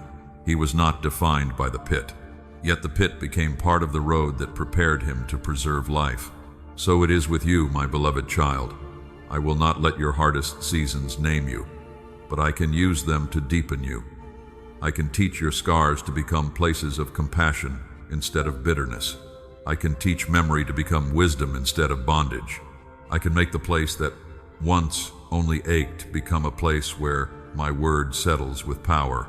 This is why certain truths land differently in you. You know what sorrow costs. You know what waiting does to the heart. You know how silence feels when it stretches too long. You know how a person can smile and still be carrying weight. Because of that, when I speak mercy, you do not treat it as decoration. You know mercy is bread. The holding ground does not rush fruit. It understands seasons. It knows that roots must go down before branches can stretch upward. It knows that patience is not punishment. It knows that hidden work is still work. My beloved child, your slow growth has not been failure. Often it has been depth forming where no one could measure it. Do not demand that every scar explain itself today. Some meanings unfold slowly like green shoots under morning light. I will not rush your healing to satisfy your questions. I will walk with you while the field learns to breathe again, and while the roots grow quietly beneath your patient waiting now. So let this truth settle. You are not ruined ground. You are receiving ground. You are not wasted ground. You are prepared ground. You are not abandoned ground. You are ground I have visited, opened, watered, and watched over with tenderness. But you must participate. Do not let old pain become weeds. Do not let bitterness grow where seed belongs. Do not rehearse injury until it becomes identity. Bring the exposed places to me again and again. Let forgiveness be cultivated slowly. Let truth pull out what should not remain. Let my spirit water what I have planted. Let this become your prayer. Father, teach me to stop despising the ground you are healing. Show me where pain has made room for depth. Remove the weeds that grew in my wounds. Plant your word where I was opened. Make me patient enough to hold what you sow until fruit comes in season. I will answer that prayer. I will not waste your open places. I will meet you in the furrows. I will water what others never saw. I will make your life bear fruit that does not need to be forced fruit, born from depth, patience, and my faithful hand. And when the ground begins to hold seed, another hidden picture becomes clear. You are not only soil, you are also a vessel, ordinary on the outside, carrying something brighter than you know. This is where I will lead you next, my beloved child, into the mystery of clay jars and hidden fire. My beloved child, you have seen that your ground can hold seed, and now I want you to see another picture of what I have been doing in you. You are not only a field being healed, you are also a vessel being carried through the dark. Ordinary on the outside, yet holding a fire that was never meant to be displayed before its hour. When Gideon's 300 men stood ready for battle, I did not place polished weapons in their hands. I gave them trumpets, empty jars, and torches hidden inside the jars. From the outside, it looked foolish. Clay in the hand, fire covered from sight. A small company surrounding an army too large to count. My beloved child, I know you have felt like that clay. Plain, breakable, unimpressive. You have looked at others and thought they seemed like silver vessels, strong, shining, recognized. You looked at yourself and saw cracks, dust, quietness, and an outer life that did not seem to announce anything powerful. 2 Corinthians chapter 4 verse 7 says that this treasure is held in jars of clay to show that the surpassing power belongs to me and not to us. My beloved child, I often place my brightest fire inside what the world calls ordinary, because then the glory cannot be mistaken for human display. The jar does not create the flame, the jar carries it. Do not despise the years when you felt hidden. Hiddenness is not always neglect. Sometimes it is protection.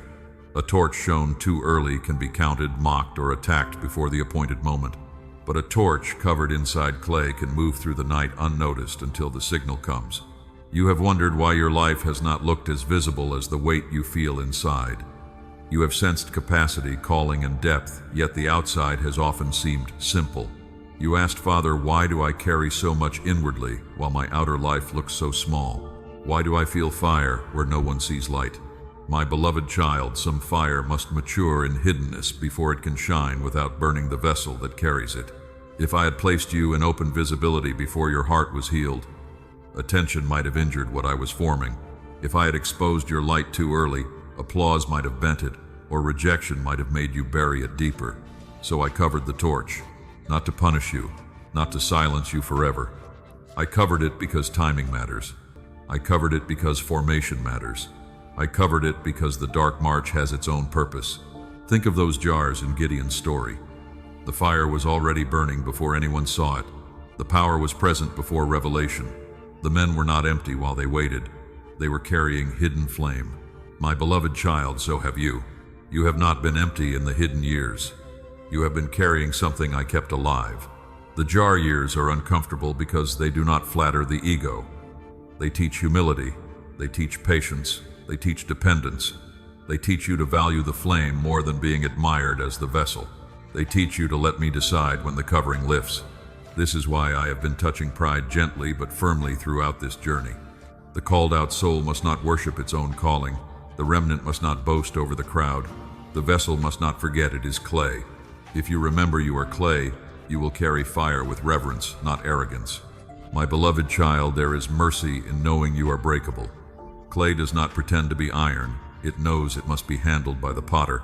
It knows its strength is not independent. It knows one careless fall can crack what pride thought was secure.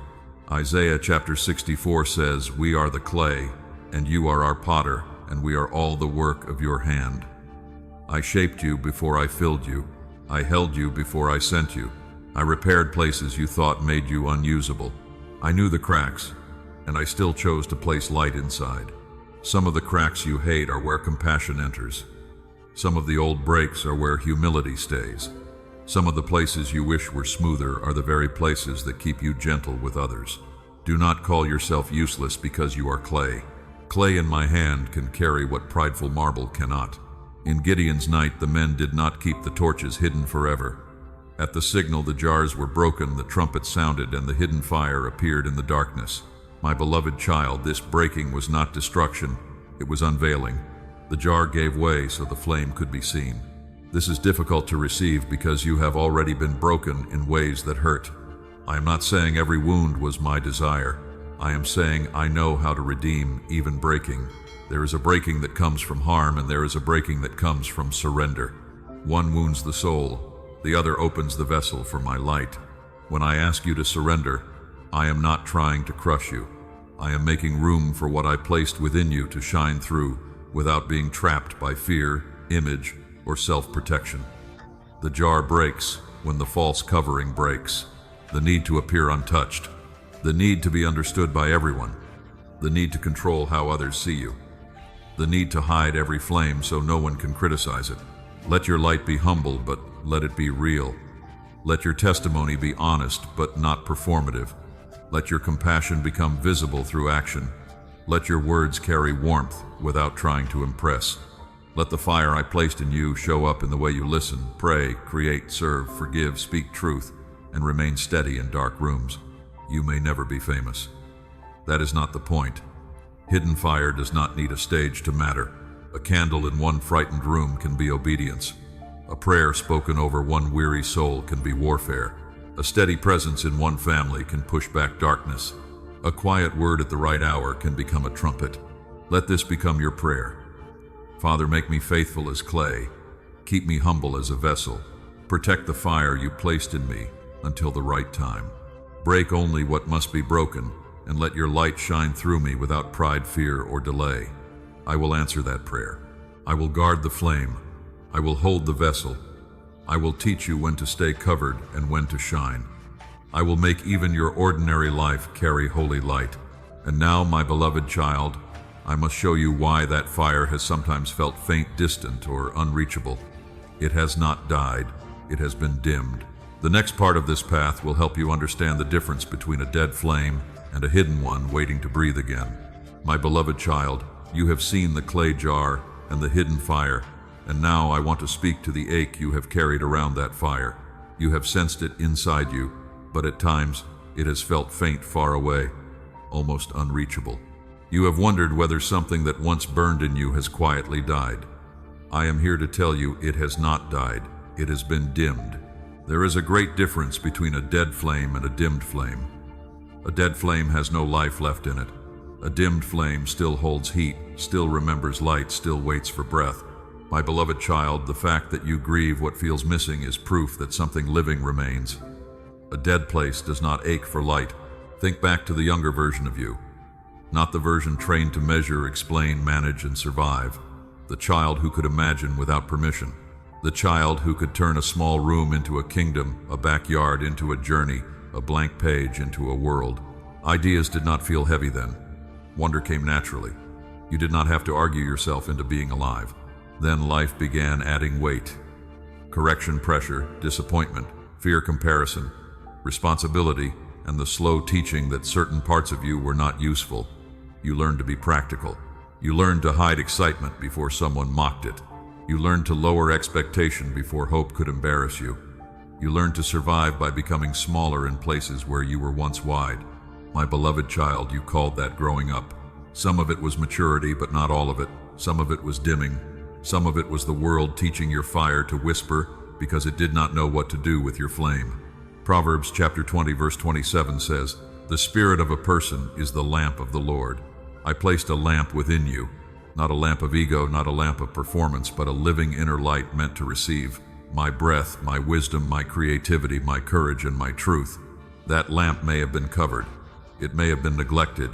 It may have flickered under years of wind, but it still belongs to me. This is why certain moments still reach you. A song, a verse, a quiet morning, the face of someone who needs mercy, a memory of what you once loved, a sentence like this one that seems to touch the buried place. If the fire were dead, nothing would answer, but something answers. Something lifts its head. Do not mistake faintness for death. You have often judged yourself by what you can no longer do easily. You remember when prayer felt natural, when ideas came quickly, when courage rose before you had time to calculate every risk. Now you sit before the same kind of door and feel slow. You try to pray and your mind wanders. You try to create and the page resists you. You try to hope and your heart checks for danger. Then you say, I have lost myself. I am not who I used to be. I am empty now, my beloved child. That is not the full truth. You are not empty. You are burdened. You are not dead. You are tired. You are not without light. You are learning how to remove the coverings that gathered over it. A lamp hidden under a basket still has light beneath the basket. Jesus said in Matthew chapter 5 that a lamp is not lit to be placed under a basket but on a stand so it gives light to the house. My beloved child, I did not light you to bury you forever, but I will remove the basket with tenderness, because the covered heart can be sensitive when light returns. This is why I do not shame your slow awakening. If a room has been dark for a long time, sudden brightness can hurt the eyes. So I restore you with mercy, a little truth, a little courage, a little breath, a little obedience, a little return to what was buried. I know how to rekindle without scorching. You may think revival must feel dramatic. Sometimes it begins quietly. You choose one honest prayer instead of hiding. You sit for 10 guarded minutes instead of running. You write one sentence after years of silence. You forgive one small layer. You read one verse and let it stay. You take one step toward the gift you abandoned. The flame does not roar yet, but it responds. My beloved child, honor the response. Do not mock small light. Do not say this is nothing when I call it beginning. Zechariah chapter 4 asks, who has despised the day of small things? I do not despise it. I see beginnings before anyone else can name them. I see the ember under ash. I see the green shoot beneath soil. I see the lamp before the room notices light. You have been dimmed by many things, and I will show you more of that soon. But before I explain the systems, the pressures, and the buried gifts, I need you to receive the simple mercy of this truth. Dim does not mean finished. Covered does not mean canceled. Tired does not mean faithless. Quiet does not mean empty. Hidden does not mean forgotten. Say it slowly within your heart. I am dimmed but not dead. Say it not as a slogan but as agreement with my mercy. Let the words reach the place where shame has been calling you by the wrong name. My beloved child, I have not come to insult your weakness. I have come to breathe on what remains. I have come to gather the small sparks you thought were useless. I have come to show you that even a faintly burning wick is precious to me. Isaiah chapter 42 says, I will not quench a dimly burning wick. I do not crush small light. I guard it. Even now, beneath the ash, there is warmth waiting for holy breath, and I am not too late to reach it, because no covering is stronger than the hand that first lit you within my beloved child. Let this become your prayer. Father, breathe on the light that remains in me. Show me what has been covered, not so I can condemn myself, but so I can return to life. Teach me to honor small beginnings. Teach me to believe that what you lit can live again. I will answer that prayer. I will breathe gently. I will uncover patiently. I will call the younger wonder back without forcing you to become childish. I will restore brightness with wisdom, not denial. You will not return to who you were. You will become who you were always being formed to be. And now, my beloved child, I will show you how the dimming happened and why the gifts you thought you abandoned may have only been buried for a safer season. The next part of this path will reveal the great dimming and the buried gift. My beloved child, now that you know the flame is dimmed but not dead, I want to show you how the dimming happened. Not so you can blame the world forever, not so you can stay angry, but so you can stop accusing yourself for a loss you never fully understood. The light in you did not become faint in one day.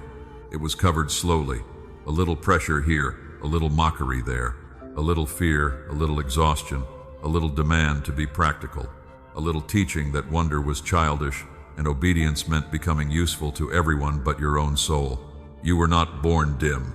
You were born with room inside you, room to imagine, room to ask, room to create, room to feel beauty without needing to explain why it mattered. My beloved child, I watched the younger you when wonder came easily. I saw the drawings, the songs, the questions, the stories, the secret dreams. the way your heart could turn simple things into meaning. Then life began to narrow the room. Some voices laughed too quickly. Some people corrected what should have been nurtured. Some environments rewarded only what could be measured. Some seasons taught you that survival mattered more than expression. Some disappointments made hope feel unsafe. Slowly you learned to put away parts of yourself before they could be wounded again. This is what I call the great dimming. It does not always come through obvious cruelty. Sometimes it comes through being rushed for years, sometimes through being compared, sometimes through being useful but unseen, sometimes through screens that feed the mind constantly while starving the soul quietly, sometimes through responsibilities that leave no space for play, prayer, silence, or holy curiosity. My beloved child, I am not telling you this so you can hate your life. I am telling you because shame has been giving you the wrong explanation. Shame said you quit because you were weak. Shame said you lost your gift because you did not care enough. Shame said you became ordinary because that is all you ever truly were. Shame lied. Many gifts are not abandoned. They are buried. The soul knows when a thing is not safe in the open. A child who brings wonder into a room that mocks wonder learns to hide it. A heart that shares beauty and receives silence learns to protect beauty. A person who dreams and is punished for dreaming learns to place the dream under the soil and keep walking. The buried gift is not dead, it is banked. Think of seeds stored through winter. It is not fruit yet, it is not visible in the field. No passerby praises it. No one claps for a seed jar sitting in the dark, but the farmer does not call it useless. He knows it is being kept for a season when the ground is ready. My beloved child, some of what you think you lost was stored. Some of what you call failure was protection. Some of what you call quitting was your soul saying, this place cannot hold what is holy, yet so hide it until mercy brings another season. 2 Timothy chapter 1 verse 6 says, to fan into flame the gift of God. Notice the words, fan into flame. The gift is not created from nothing in that moment. Something is already there. It needs breath. It needs tending. It needs your agreement with my spirit. This is where healing becomes practical. Do not wait until you feel fully restored before touching the buried gift. Touch it gently now. Sing badly if singing once made you alive. Write one sentence if writing once opened your chest. Draw without judging. Pray in simple words. Walk without a device. Read the page slowly. Make the thing small enough that fear cannot turn it into a courtroom. My beloved child, the buried gift often rises first in awkward form. Do not mock it. A hand unused for years trembles when it returns to work. A voice kept quiet may sound uncertain at first. A heart trained to survive may not know how to play without suspicion. That is all right. Tender beginnings are still beginnings. Remember the servants in the parable of the talents. One servant buried what had been entrusted because he was afraid. Fear convinced him that hiding was safer than risking increase. My beloved child, I am not telling this to condemn you. I am showing you that fear can turn stewardship into burial, but grace can call the buried thing back into use. Ask yourself gently, what did I bury because I was afraid? What did I put down because someone made it feel foolish? What part of my voice went silent because silence felt safer? What gift did I rename as childish, impossible, too late or not for someone like me? Bring the answer to me without panic. I do not resurrect by shouting at the grave. I call with authority and tenderness. Lazarus came out when my son called his name. Your buried gift also needs a call, not condemnation. So let me call it. Come out, old wonder. Come out, quiet courage. Come out, hidden creativity. Come out, prayer that stopped trusting your own voice. Come out, tenderness that learned to pretend it did not care. Come out, dream that went underground to survive. My beloved child, you do not have to display the gift immediately.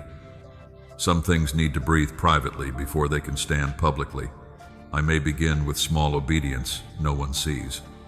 A notebook, a melody, a conversation, a prayer, a decision to protect space for what I planted. Hidden return is still return. The systems that dimmed you were loud, but my restoration can begin quietly. The pressure that narrowed you was real, but my spirit can widen you again. The years of survival left marks, but they did not erase my design. I still know the original name of what I placed within you. Even the tired places are not beyond my reach. because I do not restore only what is easy to reach. I go into the hidden room, the locked drawer, the old field, and the forgotten corner where you stopped expecting life again today. Let this become your prayer. Father, show me what I buried to survive. Remove shame from the place where my gift is sleeping. Teach me to touch it again with humility, patience, and courage. Fan into flame what you placed in me, not for pride, but for service. I will answer that prayer. I will not rush the buried thing. I will warm it, water it, breathe on it, and teach you how to steward it wisely. You will discover that what went underground did not go away. It was waiting for my voice and your agreement. And when the buried gift begins to stir, you must also release the wrong names you accepted during the dimming. Lazy, ordinary, too late, not creative, not chosen. These names were never mine. This is where I will lead you next. My beloved child, to claim the years and retire the wrong name. My beloved child, now that the buried gift has begun to stir you, must let go of the wrong names that were placed on you during the years of dimming. A gift can rise, but if you keep answering to the name of the theft, you will keep living smaller than my mercy has called you to live. You have carried many names that were never mine. Lazy, ordinary, too late, not creative, too broken, too slow, too sensitive, too inconsistent, not spiritual enough, not strong enough, not someone God would use. These names did not arrive all at once. They were whispered through disappointment, repeated through comparison, stamped by failure, and finally spoken by your own mouth. My beloved child, a wrong name becomes powerful when you begin introducing yourself with it. You say, I am just this kind of person. I never finish. I am not gifted like others. I wasted too much time. I missed my moment. You say these things as if they are humility, but many of them are not humility. They are agreements with loss. Humility tells the truth before me. Shame speaks a false verdict and calls it truth.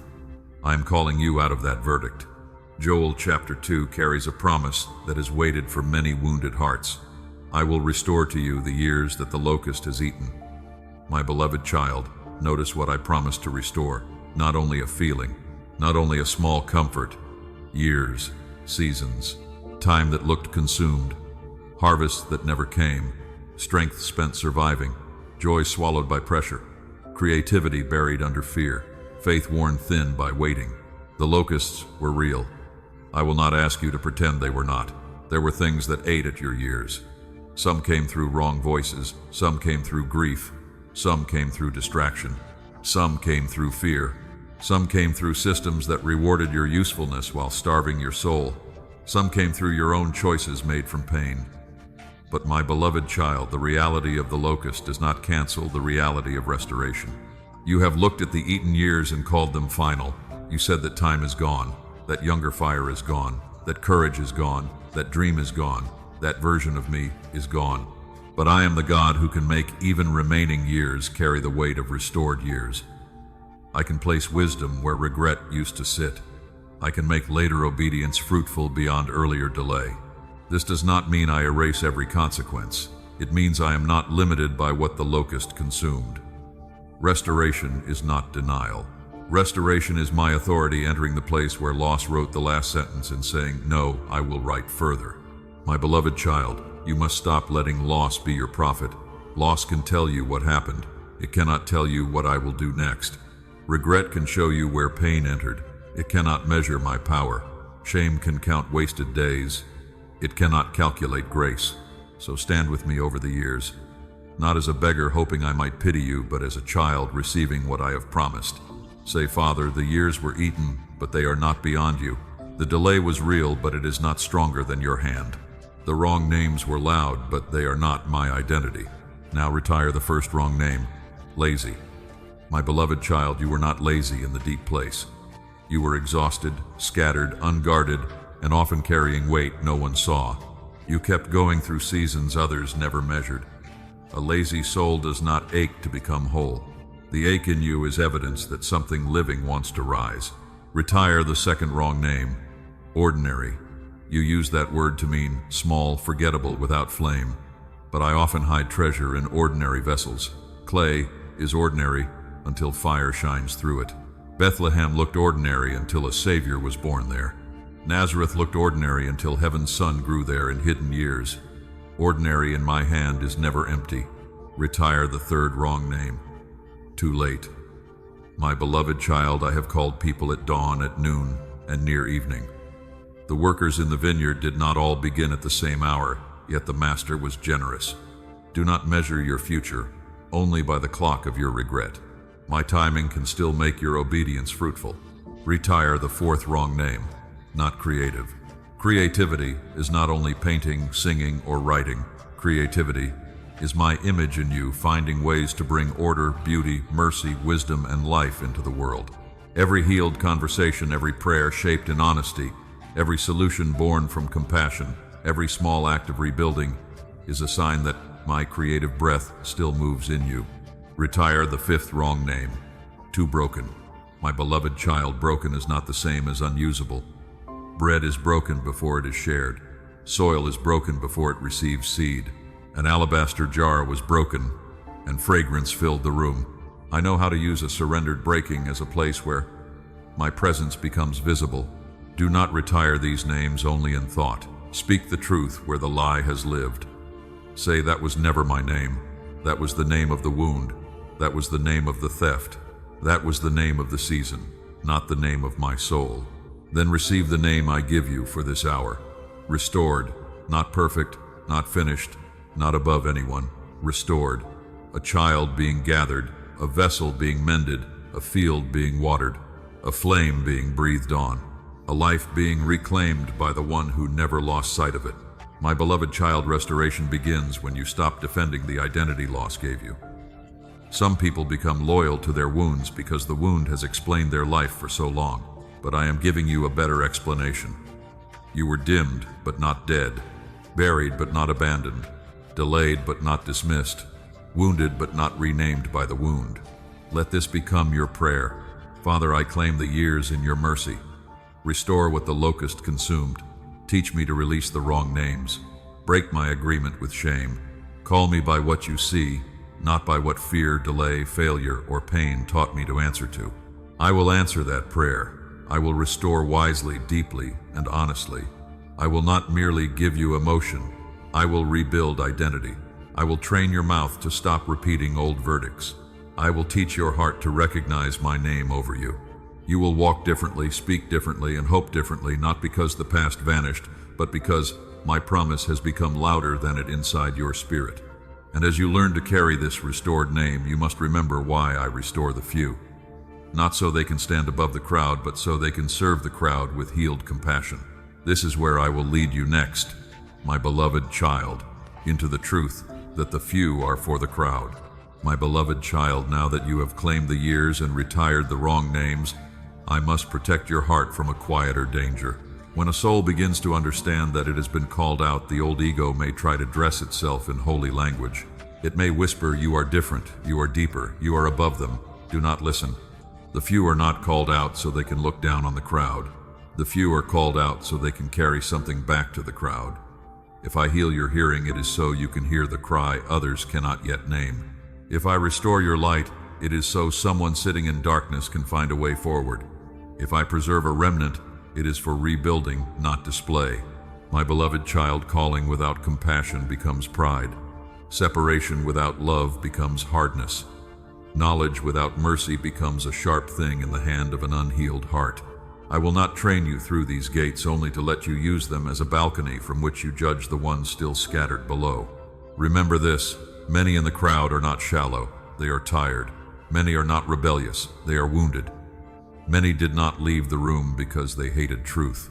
They left because their attention had been stolen, their fear had never been witnessed, and their thirst had taught them to drink with their faces buried in relief. You know parts of that story. You have been scattered before. You have hidden fear before. You have been swallowed by need before. So when you see others leaving quickly, do not say, I would never. Say, Father, have mercy. I know how easily a heart can be pulled away. Matthew chapter 5 says, You are the light of the world.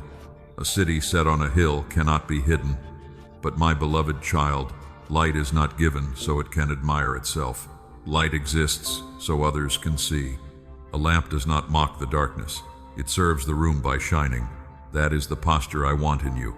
Not superiority, service, not distance without tenderness, discernment with love, not pride in being among the few, gratitude that mercy kept you awake, and willingness to use what I restored for someone else's rescue. Look at Abraham. I called him away from the familiar, away from the house he knew, away from the land that shaped his identity. But I did not say, I will bless you, so you can feel rare and sealed off. I said that through him, all families of the earth would be blessed. The call out was always for the sending back of blessing. So it is with you. If I bring you out of confusion, it is not only so you can enjoy clarity alone. If I teach you to guard your attention, there will be someone who needs you to show them how to sit still without shame. If I teach you to name fear, there will be someone whose voice trembles before yours, needing proof that honesty will not destroy them. If I teach you to drink with lifted eyes, there will be someone drowning in a good thing who needs a steady hand. My beloved child, your healing becomes a shelter only when pride stays outside the door. There is a counterfeit version of being chosen, and it is dangerous because it sounds spiritual. It says the crowd did not understand me, so I owe them nothing. It says I stayed, they left, so I must be higher. It says my pain made me deep, so shallow people do not deserve my patience. That voice is not mine. My voice says you were kept by grace, now carry grace. You are found in hiddenness now, look gently for the hidden. You were forgiven much now. Move through the world without the smell of contempt. You were lifted from shame now. Do not shame the ones who still crawl beneath names I never gave them. Jesus did not gather disciples so they could form a private circle of spiritual pride. He washed their feet. He touched lepers. He fed crowds who did not fully understand him. He wept over a city that resisted him. He prayed for those who wounded him. My beloved child, if you want to know what the few are for, look at the towel in his hands. The towel is the answer. Greatness in my kingdom kneels. Light in my kingdom serves. Authority in my kingdom protects. Depth in my kingdom becomes patience with the shallow places in others, not disgust. This is how you will know your calling is becoming clean. You will feel less need to prove that you are different and more desire to help someone else breathe. When your heart forgets this, return to the cross. There you will remember that the one who was most set apart gave himself most completely. There you will see that holiness does not withdraw in disgust. Holiness enters pain with love, tells truth without cruelty, and saves without boasting at all. Do not confuse service with losing boundaries. I am not asking you to return to every room that harmed you. I am not asking you to pour your heart into unsafe hands. Love is not the same as access. Compassion is not the same as surrendering wisdom.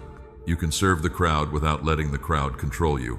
Some people will receive your light. Some will resist it. Some will misunderstand your gentleness as weakness.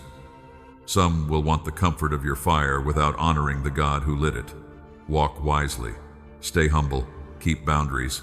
But do not let boundaries become bitterness.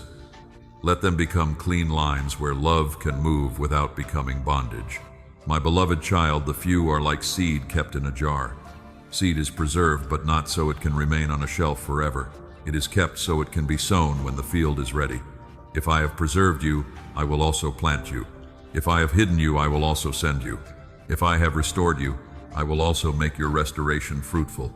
Let this become your prayer. Father, keep my heart low. Do not let calling become pride. Do not let healing become distance. Teach me to carry light with compassion, truth with tenderness, and wisdom with humility. Show me where to serve, where to wait, where to speak, and where to walk away in peace. I will answer that prayer. I will make you useful without making you hard. I will make you discerning without making you cold. I will let your life become a quiet lantern for others, not because you are above them, but because I have been merciful to you. And now, my beloved child, if the few are for the crowd, you need a daily way to keep the flame clear, not a grand performance, a small door you can walk through again and again. This is where I will lead you next, into the simple doorway that keeps the gift awake. My beloved child, now that you understand the few are for the crowd, I want to give you something simple enough to carry into tomorrow. Not a performance, not a religious display, not a heavy rule that crushes you by the third day. A door, small, quiet, repeatable. I call it the 8-minute door. A great journey can begin through a small opening. You do not need to repair your whole life tonight. You do not need to become fearless by morning. You do not need to understand every hidden season before you obey. You need one faithful doorway through which your heart can return to me again and again. My beloved child, 8 minutes may sound too small for a wounded life, but small things placed in my hands can become holy beginnings. A seed is small. A flame begins as a spark. A child gave a small lunch, and my son fed a multitude. Do not despise the size of the doorway. Honor the God who meets you there. Revelation chapter 3 verse 8 says, I have set before you an open door, which no one is able to shut. My beloved child, I am setting a door before you now, not to pressure you, but to give your restored name a place to practice living. If calling never becomes rhythm, it fades into memory. If revelation never becomes return, it becomes only a feeling you once had. So here is the door. For 8 quiet minutes each day, come away with me. Put the noise out of reach. Let the glowing screen rest where your hand cannot grab it. Sit, stand, kneel, walk slowly, or place your hand over your heart. The form is not the power. The return is. In the first breath, become present. Do not rush into words. Let your shoulders lower. Let your body know you are not being hunted by the moment. Say quietly, Father, I am here. That sentence matters.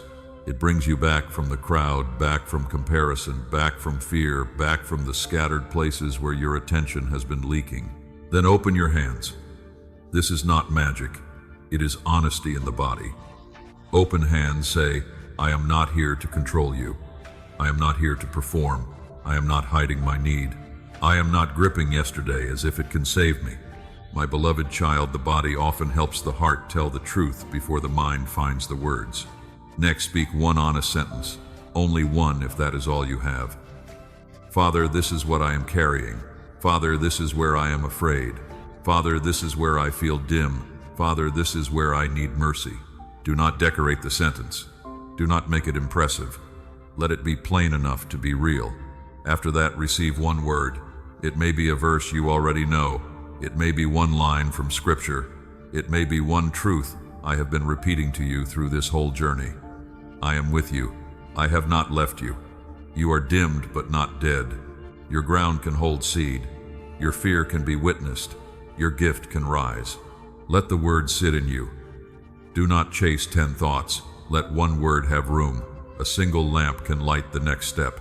Psalm chapter 119 verse 105 says, My word is a lamp to your feet and a light to your path. Notice, my beloved child, a lamp does not show the whole mountain. It shows the next step. Then ask one question. Father, what is the small obedience for today? Not the entire future, not the whole calling, not every answer. One small obedience. Send the message, apologize, rest. Begin the page. Put away the distraction. Drink with lifted eyes. Tell the truth. Guard the ground. Let the question remain simple enough for your heart to obey. Then bless one person. This keeps the few from becoming proud. Whisper a name before me. Someone tired. Someone scattered. Someone who left the room too quickly. Someone you love. Someone you struggle to love. Say, Father, have mercy on them. Give them light. Find them as you found me. The flame stays clean when it gives warmth. Finally close with surrender. Father, keep what you have planted. Breathe on what you have lit. Protect what you are restoring. Lead me through this day with lifted eyes. My beloved child, this is the 8-minute door. Presence, open hands. Honest sentence, received word, small obedience, one blessing, surrender. You may not feel changed every time. Do not turn feeling into the judge. Some days the door will feel warm. Some days it will feel plain. Some days your mind will wander and you will have to return many times. Return anyway. A door becomes familiar because you keep walking through it. Daniel prayed in rhythm even when the empire around him shifted. He opened his window and turned toward Jerusalem. The power was not in a dramatic mood. The power was in faithful return. My beloved child, rhythm protects revelation. A soul with a doorway does not have to wait for crisis to find me. This practice will guard the seed, witness the fear, lift your eyes at the water, and keep the buried gift breathing. It gathers the whole journey into one small daily act. Not to earn my love, not to prove you are chosen, not to impress heaven. You are already loved. You are learning to remain. And when you miss a day, do not let shame close the door. come back the next day. The enemy loves turning one missed moment into a false ending. I do not. I leave the door open. Mercy does not collapse because you were tired. Return is still return even after delay. My beloved child, this small door will teach your life to become available to me. Over time, you will notice the birds lose strength. The mask grows thinner. Comparison releases its grip. The hidden fire breathes. The wrong names sound less convincing. The remnant identity becomes humbler, gentler, more useful. Do not measure it by drama. Measure it by whether your heart keeps finding the open door before the old noise teaches you to wander again without noticing the loss inside. Let this become your prayer. Father, meet me at the small door. Teach me to return without striving. Make 8 minutes holy in your presence. Let my daily return become a path of healing, attention, honesty, watchfulness, compassion, and obedience. I will answer that prayer. I will meet you there. Not because the minutes are magic, but because I am faithful in small places. I will make the door a place of return and return a place of renewal. And when this doorway begins to shape you, the final name will be ready to land. You have stayed, passed the gates, received the fire, and learned the daily return. Now I will lead you toward the final seal, my beloved child, and the name of the one who hears and remains.